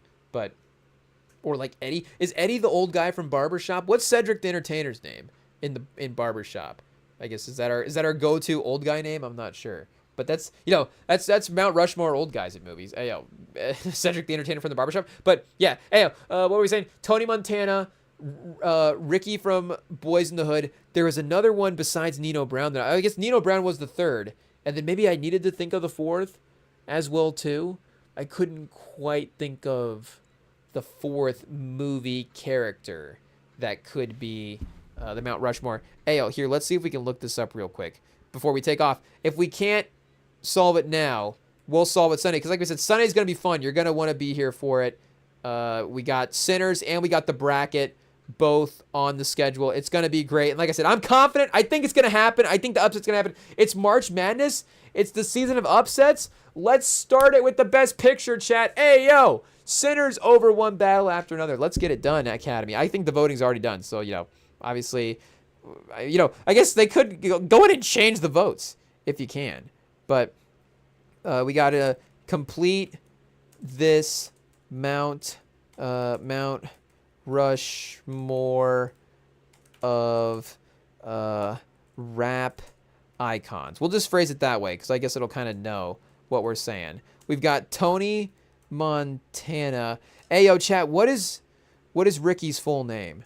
It's not Run, Ricky, Run. But that phrase as well, too, I would say, is the phrase that is probably gonna, get him in the honorable, get him in like the Mount Rushmore for the mentions. Again, obviously, Ricky Baker, shout out the great Morris Chestnut, chat. So we got Tony Montana, Ricky Baker, and then Nino Brown. So who is the fourth guy? We'll take an answer here from the DM us at REMINGTOM pod. Let us know who is the fourth guy in the Mount Rushmore here. I'm pretty confident in these. Oh, Bishop, chat. Ooh, that is a good one. I'm trying to think. There is a lyric that I'm thinking of that is, oh, chat, I can't think of the song. Is it Benny the Butcher or something? I don't know. But played by a rapper, of course. Not weirdly, but you do have, of course, these guys are all actors. So not to say that Tupac wouldn't count in this sense. I mean, you might make the case he's an actor first. I don't know. But obviously, Al Pacino. Does Al Pacino have a rap album that we don't know about? And maybe Morris Chestnut. I would not be surprised if Morris Chestnut has like an R&B album that we don't, or maybe that's just I don't know about. Let me go to the Spotify right now and see. Let me search Morris Chestnut and see what we got. There's no way, chat. I'm gonna be listening to Morris Chestnut at the gym tomorrow. We have an artist here. 1,900 listeners per month. 1967 release. Too Darn Soulful is the name of the track. But then we have a 2013. But I don't think Morris Chestnut, the modern day actor, was dropping music in 1967. But so it doesn't look like he has an artist page. So Morris Chestnut, if you want to get starting an R&B career, we'll we'll talk about a label, the Rem and Sam label. Morris Chestnut's our first artist, chat. Hey, yo. You didn't expect it, but that's what's happening. So I guess Bishop is the option. Let's go character not played by an actual rapper. I don't know why that fits the vibe more. And again, not disrespecting Juice at all. Not disrespecting Tupac in any way. But just Ace Rothstein. Oh, Corleone. Boom, there it is. Michael Corleone. That has to be it. There's no way. Ace Rothstein is a weird pull. I don't feel like I've ever seen any. I have never heard the name Ace Rothstein in a rap song. I mean, shout out De Niro for sure, and maybe somebody from Goodfellas. Maybe the Goodfellas. Maybe Pesci. I like low key just straight up Joe Pesci. People do shout out a lot. No, chat. Ayo. What did we say? Gotta be. Gotta be Corleone. Hey yo. Now I'm misspelling the name right. It'll know though. It'll know. That's perfect, chat. That's perfect. Tony Montana, Ricky Baker, Nino Brown. Oh, so 2 Pacinos though. Ooh, hey, that just means Pacino's the man. I mean, Pacino is probably. It would be if we were going Mount Rushmore actors shouted out in lyrics, then it would be obviously Pacino won because of these guys. I would say Denzel then is probably in the mix for number 2, and then. I could say Wesley Snipes again because you do get like a Wesley Snipes, as like a lyric that people could definitely say, and then maybe does Eddie Murphy, maybe we would need to figure out a third one there, and then maybe Tupac. I guess if we're saying he's an actor, hey yo, well Samuel, people shouting out Samuel a lot, DiCaprio, Leo, people saying Leo that much, I don't know. So what do we might have to do some research for that one, as we'll do. Get Delroy Lindo. There's got to be rhymes for Delroy Lindo out there. I mean, come on, what are we doing? But yeah, we'll continue the Sinners conversation Sunday, like we said, with March Madness and a host of other topics as well too. So be back for that. We look forward to seeing you guys then. Enjoy your Saturday, and if you want to, I guess if you haven't actually rewatched New Jack City with us tonight, then throw it on in the background. And actually enjoy that as well, too. Again, the anniversary this week. So, hey, yo, 35 years. Shout out a classic. Been entertaining us all this time. We love it. We'll continue to love it as well, too. And, hey, yo, we love spending the night with you guys. Like we said, whoa, hey, yo, pull-ups. The evening. What do we say? How do we say it right? I'm not sure. But, hey, yo, an evening with Rem and Sam. Shout out. So, we look forward to seeing you guys Sunday. Like we said, enjoy your day tomorrow. We'll see y'all later. Peace.